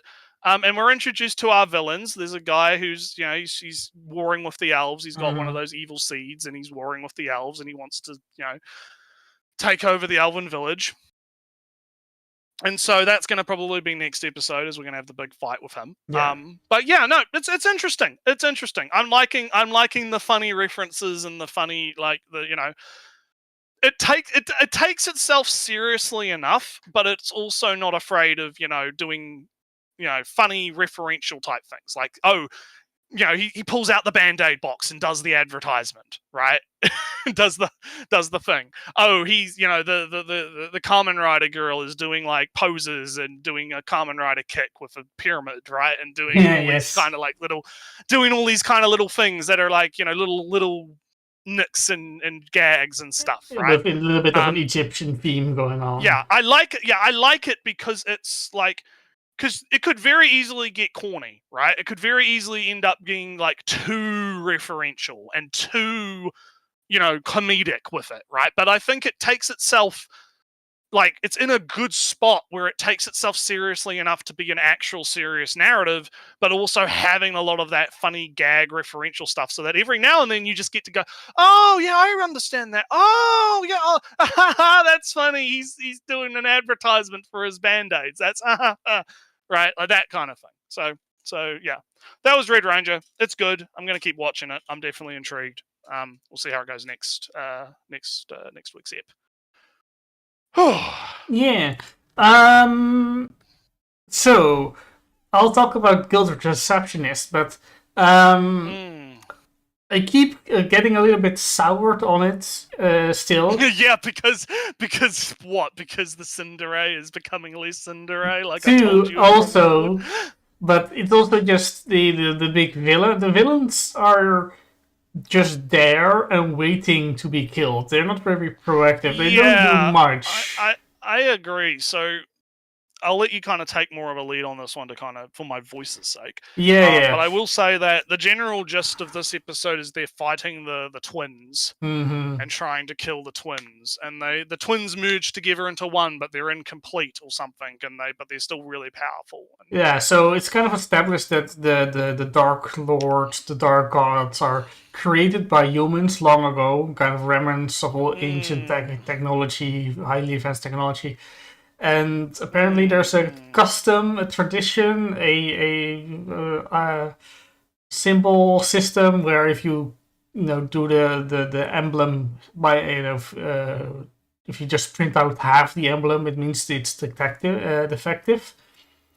And the twins are not two halves of the same emblem. They are two defective emblems actually. So, it's revealed that no, you are failures. And they get angry at that. And, they kind of show from, oh yeah, you sacrifice your intelligence for power, and the reverse if you if you combine, you become powerful but stupid. But if you're small and you're kind of weak but smarter, regular intelligence, maybe it's still a little bit less. And then, through some new lore that was kind of revealed or hinted at in the previous episode, that you can double stack on your skills. Yeah, our silver-haired pretty boy has learnt to like double stacking or quadruple stacking in his case to try and make his and doubling up on different skills at once. Which it is fucking him up physically, so it's not like he's meant to be doing that. But I do kind of like that. From the aspect of, okay, so you have a world that has rules, right? Here are the rules. Here's how. It's kind of like what Mother's Basement was talking about in his video, right? Like, oh, you have the world and you have the rules, and here's what the rules are established to do. It makes it interesting when a character is like, okay, let's bend the rules a little bit, right?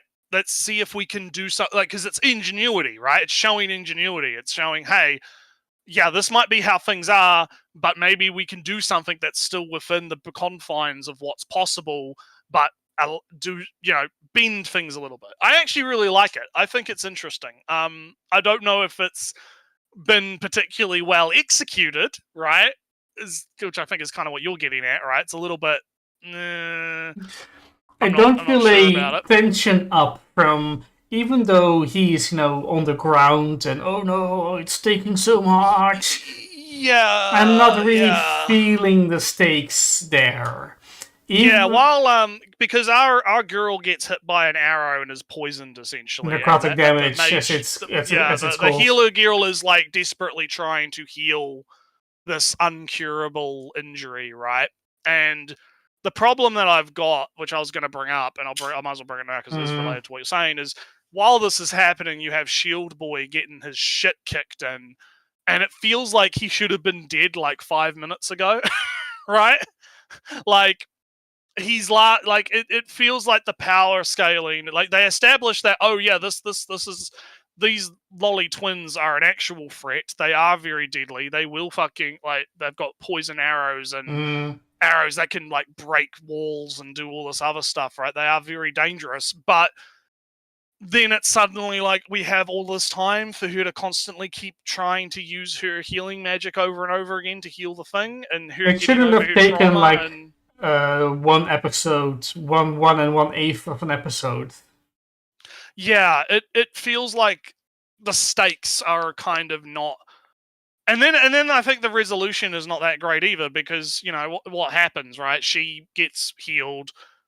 Our shield guy kind of collapses because he's out of juice. Mm-hmm. And then what happens? She gets the god power and uses the god power to kill the thing, right? Like she did the last time. And it's like,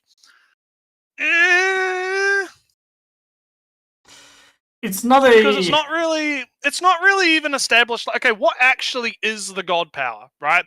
Because she's got the hammer. Mm-hmm. Right? She summons the hammer and she's very strong and she can kill things with the hammer. That's fine. What is this gold shit?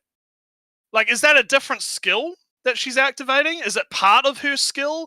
Is it some other force? Is she different than everyone else? Does she have a different power to everyone else? So, it's not established. From what I know, right? Summoning a hammer at all is like unheard of. A big deal. Yeah, it's a big deal. But apparently, Dia Break, as I remember it, right, is the skill that she actually has.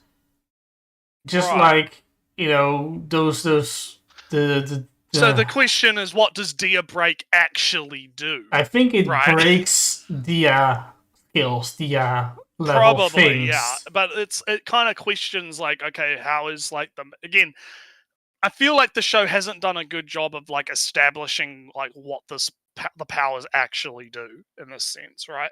Like what is she actually doing? Like, and how is she even able to establish the like oh, she's only getting this like after like, you know, the guy's in danger and she's trying to protect him or something, right? Or oh, it's like the nick of time type skill. It's like a Deus Ex Machina skill, right? Is she able to eventually learn how to bring it out whenever she wants, right? And be that powerful all the time? Like, again, it's... Sounds like she not already always can do this, but she didn't really need to for the last Dark Lord because he wasn't that strong. Yeah, but I don't know, because like it just kind of happens with the... Like, I think maybe she's doing it without realizing it. I don't know. Again, that's my problem. I feel like it's not...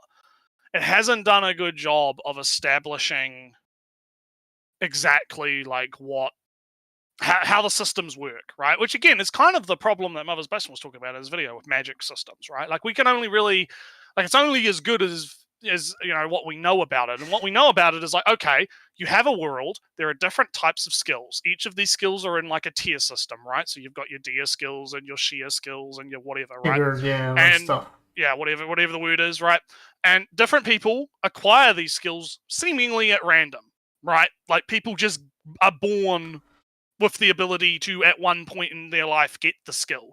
Because the healer guild, you get the skill to suicide and negate damage. You get the skill to suicide and then you're fucked, yeah.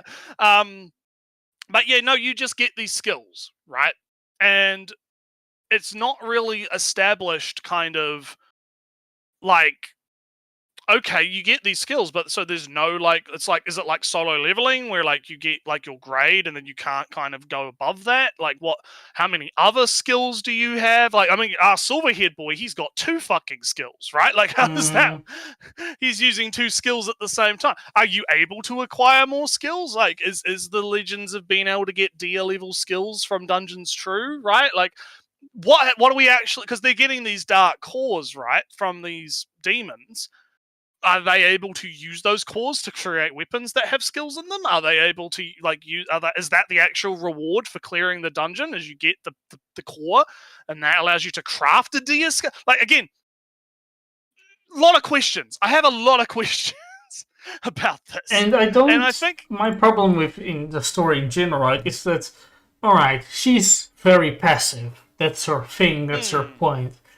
But she just wants to work. But this is kind of similar to Tanya, you know, Tanya the Evil. In that she also doesn't want to work, you know, to be on the front lines. Yeah. She also wants her office job. No. But in there, the stake are rising. The villains, she creates her own problems more. But in this story, it's like it's more that, oh, there's a dungeon over there. Fuck, there's a dungeon over there. I have to go there. These guys are trying to summon a dark god. Oh shit. Right. She doesn't do much herself to...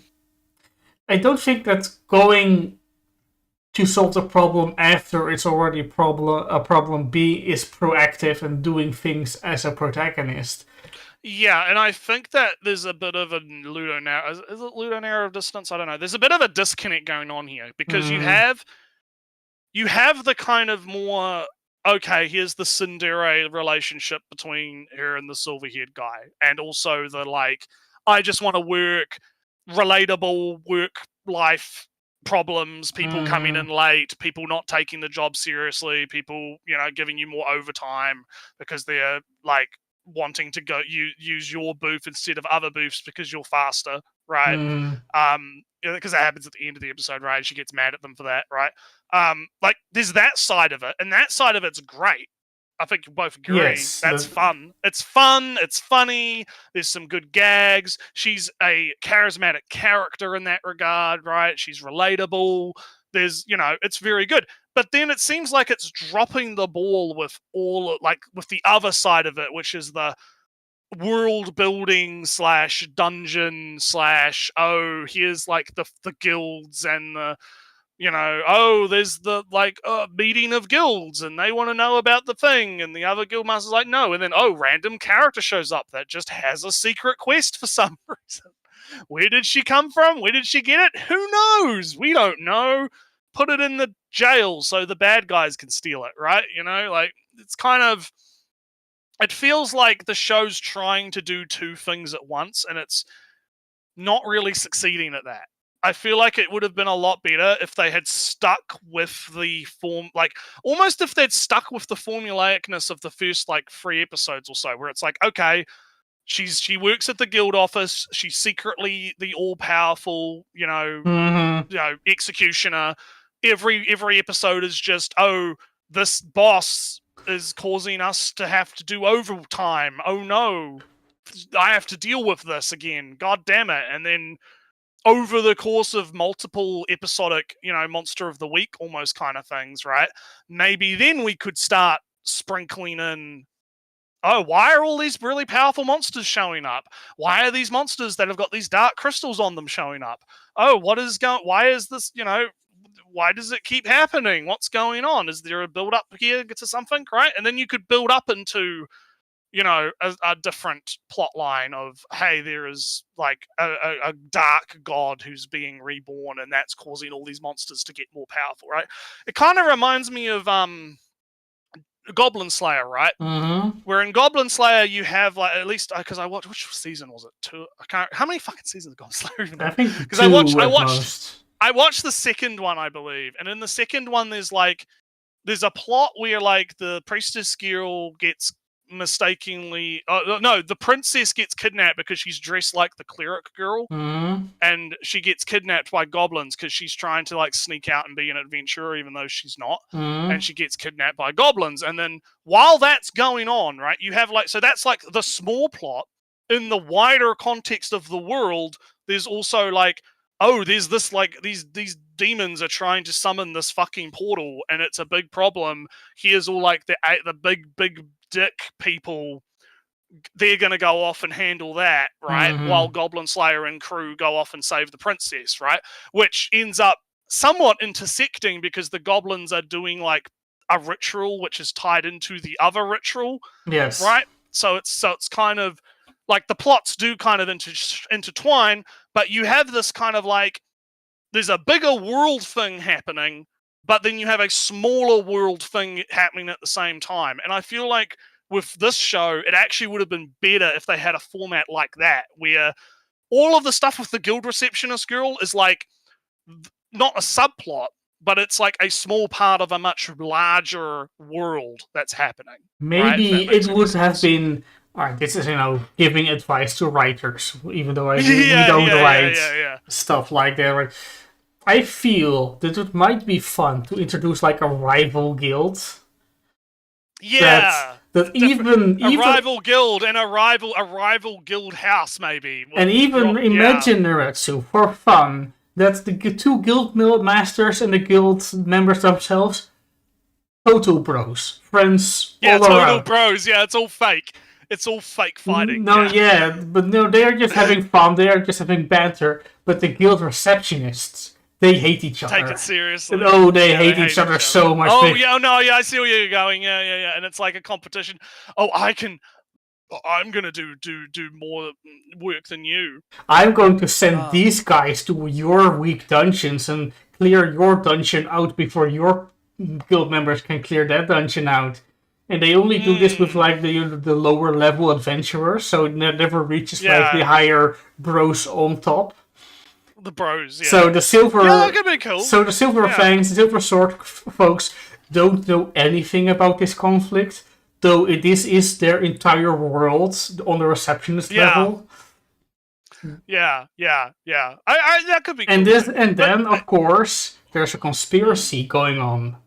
Oh. That other guild or whatever guild is secretly doing serious sabotaging, even though it never reaches. That's causing overwork for our guild receptionist. And that causes other more systematic problems for whatever, because the other guild is secretly on the low levels corrupted and influenced and whatnot, and that doesn't reach up because they're friends and they don't suspect each other on higher up and whatnot. Yeah, and so that's a small that brings that relatively small scale conflict to a intersecting with the big conspiracies. You can whatever conspiracies between guilds. And I think it would have served a lot better to do it that way than to do like her kind of interjecting, like putting her foot in both ponds almost right now is what it feels like. Like she's kind of, she's growing attached to her party, quote unquote, right? And she doesn't want to lose them, and so she's doing this work as the executioner to protect them. But she also just wants to live the normal guild receptionist life and not have to worry about it. And then she's also warming up to the guy that you. Yeah, I just wanted to quickly mention. I knew it was gonna happen. Ellie. I'm sorry. I could feel it. I'm having my fan fiction in my head right now. I just imagining the thing of that the rival guild would spread the rumors that her guild has these Dia quest things, so their adventurers all get killed by dark gods and whatnot and whatever. Right. But Naretsu, her warming up is not what I'm here for. I am here for the toxic... 0 out of 10, anime ruined. I am here for that toxic banter, snide, stabbing in the sides comments. That did kind of happen when those drunk guys came up, and we're like, hey, you guys are dating, and she's like, fuck off. And he's I am here through contractual... I'm here against my will, contractual obligations. And he's like, hey, hold on. Yeah, it was good. It was not good. Not enough. Not enough, Naretsu. Not enough. No, it's not good enough. Okay. Well, anyway, have you got Momo this week? Did you watch Momo this week? Momo? Apothecary Diaries. Yeah, let me just read the brief ones I have. Because I think is it just that and Dr. Stone? Because Dr. Stone. I have the orbs. Oh, okay. Yeah, you do your two things because I need to. Yeah. So, Apothecary Diary. So the last episode was the big choosing of the doors thing, and the only way you can do this if you're colorblind, and that's kind of a way how you can do this in this patriarchal line succession. And Momo helped our pretty boy do the puzzle. And which makes him so, and because it was kind of under the vague implication that she was a concubine of him, therefore, and if they are passing the test to become the emperor, therefore Jinji has passed the test via his concubine to become emperor, etc. Anyway, the suspicions continue, Naretsu, because the mother shows up, the empress. She's the empress because the current emperor doesn't have an empress. Yes, empress in standing. Yeah, so she empress in standing. So she's the empress of the previous emperor, but because the current emperor doesn't have an empress, she's the empress. Yeah. Status, complicated titles. So she comes around and goes on talking, la la la la, and Mamo thinks from them she's young. She can't really have been the mother of the emperor and another child. Oh no, let's not think about that. I'll get my that's not. That's not. The timelines don't really add up right now. That's strange. Oh no, don't think about that. I might uncover some. No, don't think about that. No. No, wrong. Don't think. But Naratsu, the empress, came to her pavilion where she works, or her concubine, and she asked of Mamo to look into something because she feels that she cursed the former emperor. Oh no. And because she kind of wished for him to die a lot, apparently. Oh. And then he died. Oh, no. Alright, all good, but that's not good. It's all natural death, so it's assumed, but they kind of store the body in a thing, and it's shown off for a bit, and it's closed. And then at sometimes they open the lid and then throw out the body or bury the body. The problem is, Naratsu, the body wasn't decayed at all. That's How does a body not decay? That's kind of odd. Yeah. And the Empress is kind of I cursed. My curse was to have him go away. But if he's perfectly preserved, that means he's still here. Shit. Kind of. God dang it.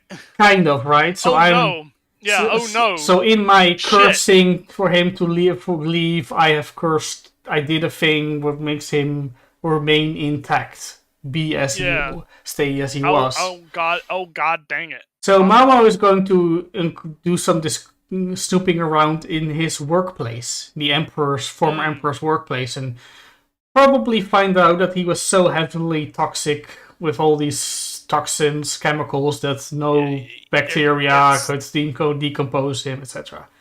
Yeah, because in case people don't know, decomposition is mostly just bacteria and whatnot. Yeah, it's mostly that. Yeah. And but Naratsu, this is way more political intrigue because Mamo is talking to the Empress, wondering who he or she gave birth to and when and at what times and if he's going to look questions, and if she's going to look into if she's going to look into the former emperor and what he was all up to, she will find out more of a timeline of the family tree and whatnot. So. Oh yeah, maybe there's some inconsistencies. Yes, with the official story of this is the emperor and this is the brother and this is blah blah blah blah. So yeah, things are going to be discovered, and at the meantime, Gokyo, the concubine Mao works for, is still pregnant, and it's kind of more and more obvious as time goes by. And it's kind of a difficult time. Let's see, Liao also is pregnant, and it's also slowly becoming more obvious. And now there are the other two. That one is, of course, was introduced last season, and it's kind of mysterious. Doesn't do anything, but is suspicious, just sitting there not doing anything. Yes. And there's the girl who's way too young and was chosen by the previous emperor to be a concubine when she was 9 or something. Very strange. Yeah, as you do. As you do. And it's not looked down upon to select a younger concubine because. If we're talking about historical authenticity. Yeah, but it was kind of odd. As pointed out, the previous emperor, even though he was 70 years or whatever. He didn't just pick out a young concubine. He picked out the youngest concubine of them all. Yeah. So there's a lot of moving parts going on. Yeah, so we're like I said, it was like 3 episodes ago or 2 episodes ago. I said things are being set up. We're getting all these bits of things around, and now it's like, all right, next episode we'll get some big revelation. Why the Emperor was preserved. Right. When he would died, who could have he fathered? Who could the Empress have fathered at which time? All of that fun stuff. Fun stuff. So it's all set up. So in Orb Naretsu. Yes. We're going from political emperor intrigue to religion intrigue time. Yes. So last episode, Novak was like, but. Mind broken, basically. Mind broken. But Naretsu, he recovers this episode.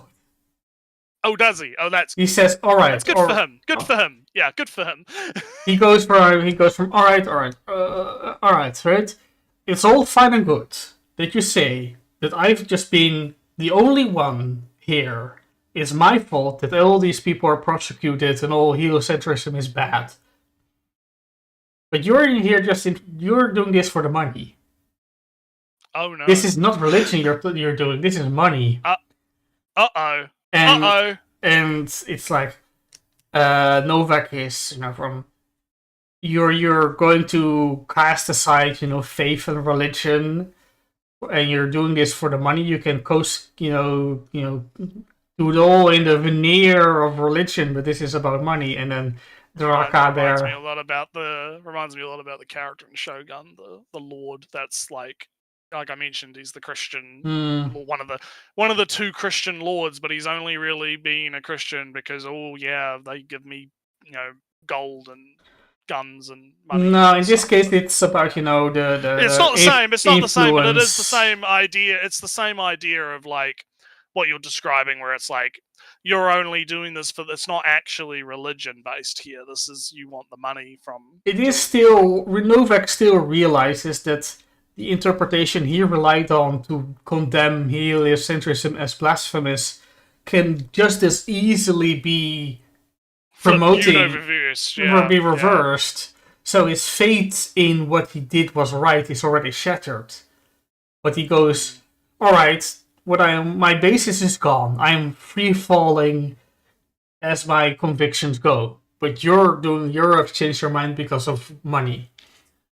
And it's like Draka does a small speech as the big atheist and goes from like the age of money has arrived. She does a small speech that religion is no longer the sole arbiter of the human soul and justice and whatnot, and it's no longer going to be the decider of power in the world. But she does say that even though religion might vanish, or even though God and church might vanish, religion will not. Conviction will not. So when this small philosophical speech ends, Damian, who is the bishop that Draka is talking to, who agreed to do this thing, walks up to Novak and goes, "All right, Novak, good job. It's over. Your history." And then Novak goes from, "Well, I always prepare for the worst. I've sprayed some alcohol at the front of this wooden church and thrown some draw straw also on there.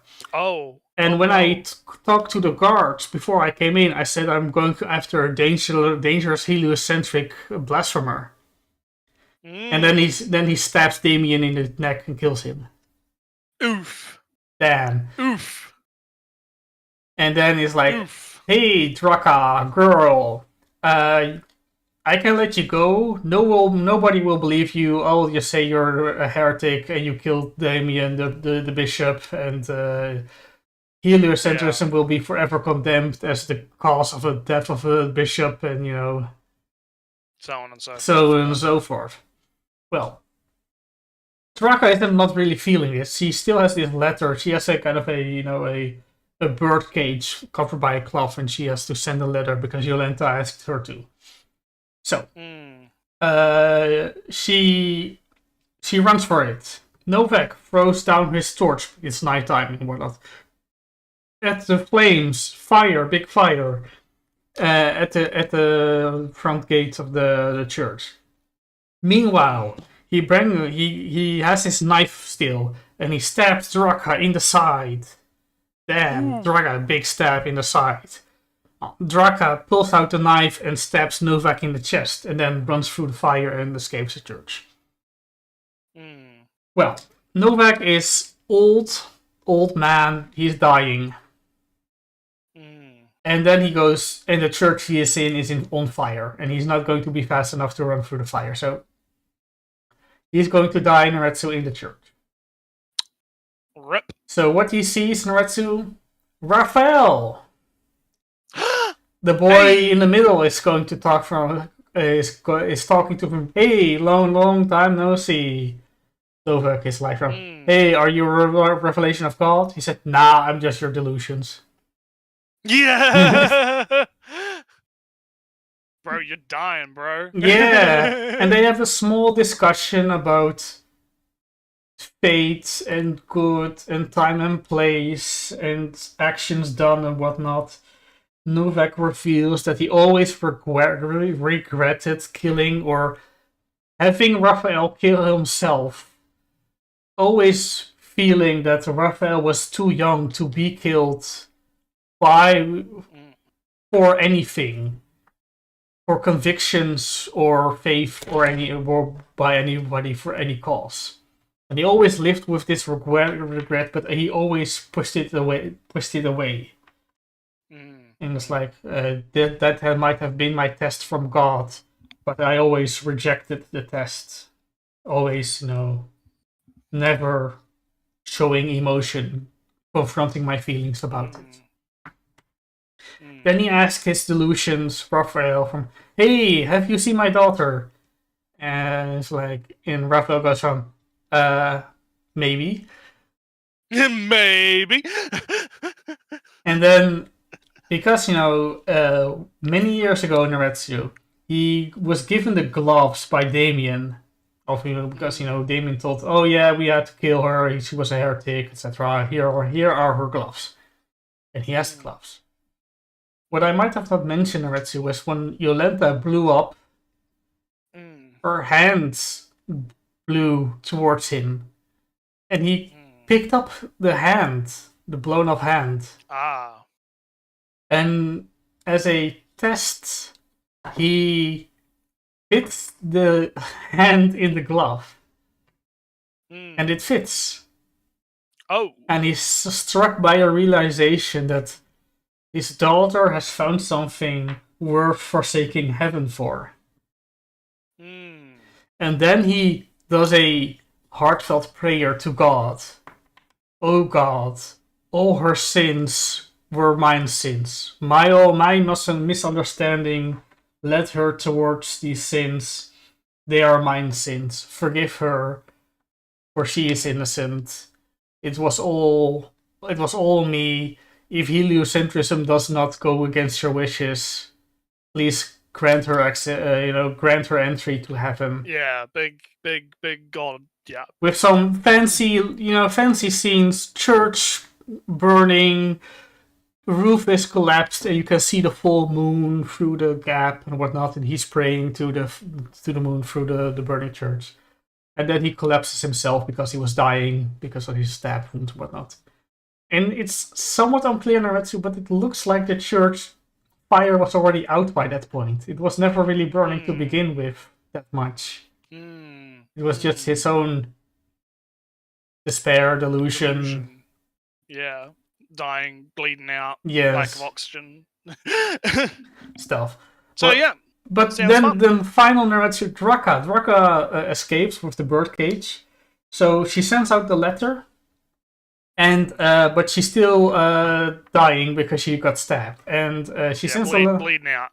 She affixes the small letter to a bird, to the pigeon. She sends out the pigeon, and then Draka dies. Yep. Book never gets bites the dust. Books never get published. That's kind of the end of it all, Naretsu. Until suddenly, Naretsu, we're now actually in Poland, apparently. Oh, okay. We're not in a random Poland jump scare, I guess. Yeah, we're no longer the Kingdom of P. We are in Poland, and not in a certain time in the 17th century. We're now in 1633. Oh, very, very far in the future. Well, it's the same century. No, well, maybe just like 50 years at most, or whatever. But I mean, 50 years is a long time. We're introduced to the son of a baker. And the baker father is like, damn, son, you're so smart. Even though we're rationed and we can only sell bread at this maximum price, you have found a way to, lower the amount of grain we use in bread so we can sell more bread for the less stuff, etc. Son, you're so smart. I'm going to send you to university. I have all the money. You can go right now. And he goes, no, I don't want to. University sucks. Yeah. Fuck that. I want to bake bread. Yes. Curiosity is sin or something, he says, right? But I'm spoiled. Right. There's a reason why we are in Poland and not the Kingdom of P. Why we're not somewhere in the 15th century, but in 1633. Because this character actually existed. Oh boy! We're going from from historical fiction to historical fact. Maybe, possibly. Yeah. All right. Well, sounds interesting. Good stuff. Good stuff is happening in our. I'll keep us updated. So I guess we'll cap off with Doctor, because there's not actually a lot to talk about with Dr. Stone. Because the general TLDR is so the lady that's meant to be like the sniper, she's in the dress to try and point to where the sniper, to get this, big headshot, killing a kid, because that's, great. That's the American way. She's kind of being like, this is fucked up. Right? No way. She's no way. But she's figured out that Senku is actually the science man based on the fact that Senku... Well, she hasn't figured out he's the science man, but because Senku clearly knows Zeno, she decides, instead of pointing at Toga to have his head blown off, she starts mouthing to the sniper guys, hey, Senku knows Zeno, right? And so they go, oh shit, we should, phone this home, right? At least report this in. Yeah, they report it in, and Zeno is like, oh shit, it's Senku. And so then they go through a little bit of a process of we have to determine Senku's height, and we have to confirm that it's him, and the sniper man's trying to do it. And the sniper man is like, are you sure? Are you sure you want him dead? Are you sure? And he's like, do it. It does a Palpatine. He's like, do it. And so, but our captain man figures it out because he sees the chick acting weird, and then they pick up, oh, there's radio signals going on. It's encrypted, but there's radio signals. Something's going on. And that's, Captain Man is like, everyone get down, sniper. And Senku is the smart one and gets down, and that's how the sniper realizes, oh yeah, that's Senku there, and decides to target him. And basically, before the episode ends, Senku creates some, I believe what's the term for it? It's like not Newtonian fluid. Non-Newtonian. Non-Newtonian. Yeah. The stuff that if you move it, slowly, it's liquid, but if it gets a strong impact, it's hardens, right? And the man takes a shot, it hits the wood, it splinters into shrapnel, and Senku gets hit. Oh no. And that's kind of basically the end of the episode, is Senku getting shot. So, alright. Obviously Senku's going to survive. No way. No way. They killed him. No, he's going to die. He was shot, he's going to die. Manga spoilers. He's going to die. Sorry, I spoiled it, Rematsu. I actually read until the end, actually. Yeah, he dies. Yeah, he dies right now. in this part of the show. The reason why the reason why the other guy was pointed as was it Tetsu? What's his name? Yeah, he's the real scientist. Yeah, he's the real scientist because from this point onward, he's a real scientist. Therefore, he was pointed as a scientist. Sorry to spoil everything. Yeah, exactly.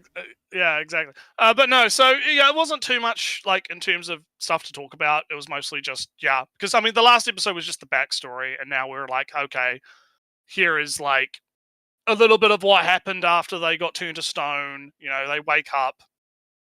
He realized that like nitric acid, revives things and a bunch of other stuff like that. So pretty much it's pretty much become one of those things where that's essentially what happened. It was all right. I'm not gonna say it's bad. Like it was all right, but that's about it, really. No, yeah, the reason why I talked so much during the Orb because it was like the end of the arc. Well, there's a lot going on in Orb as well. Well, to be fair, right?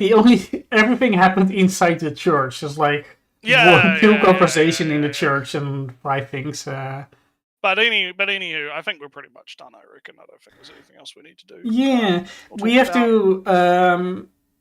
I don't know how many episodes are left in the weeks are left in the.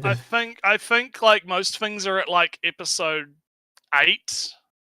So like 3 at some 3, 4. We're like a few more weeks. Yeah, we're quite a few weeks away. I think some things are further along than others, but I think most things are at 8 right now. So no, you're right.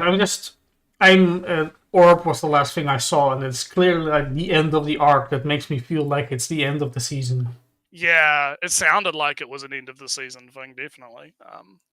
But anyway, so we'll see you guys next week. We don't know what we're going to do. We'll figure something out.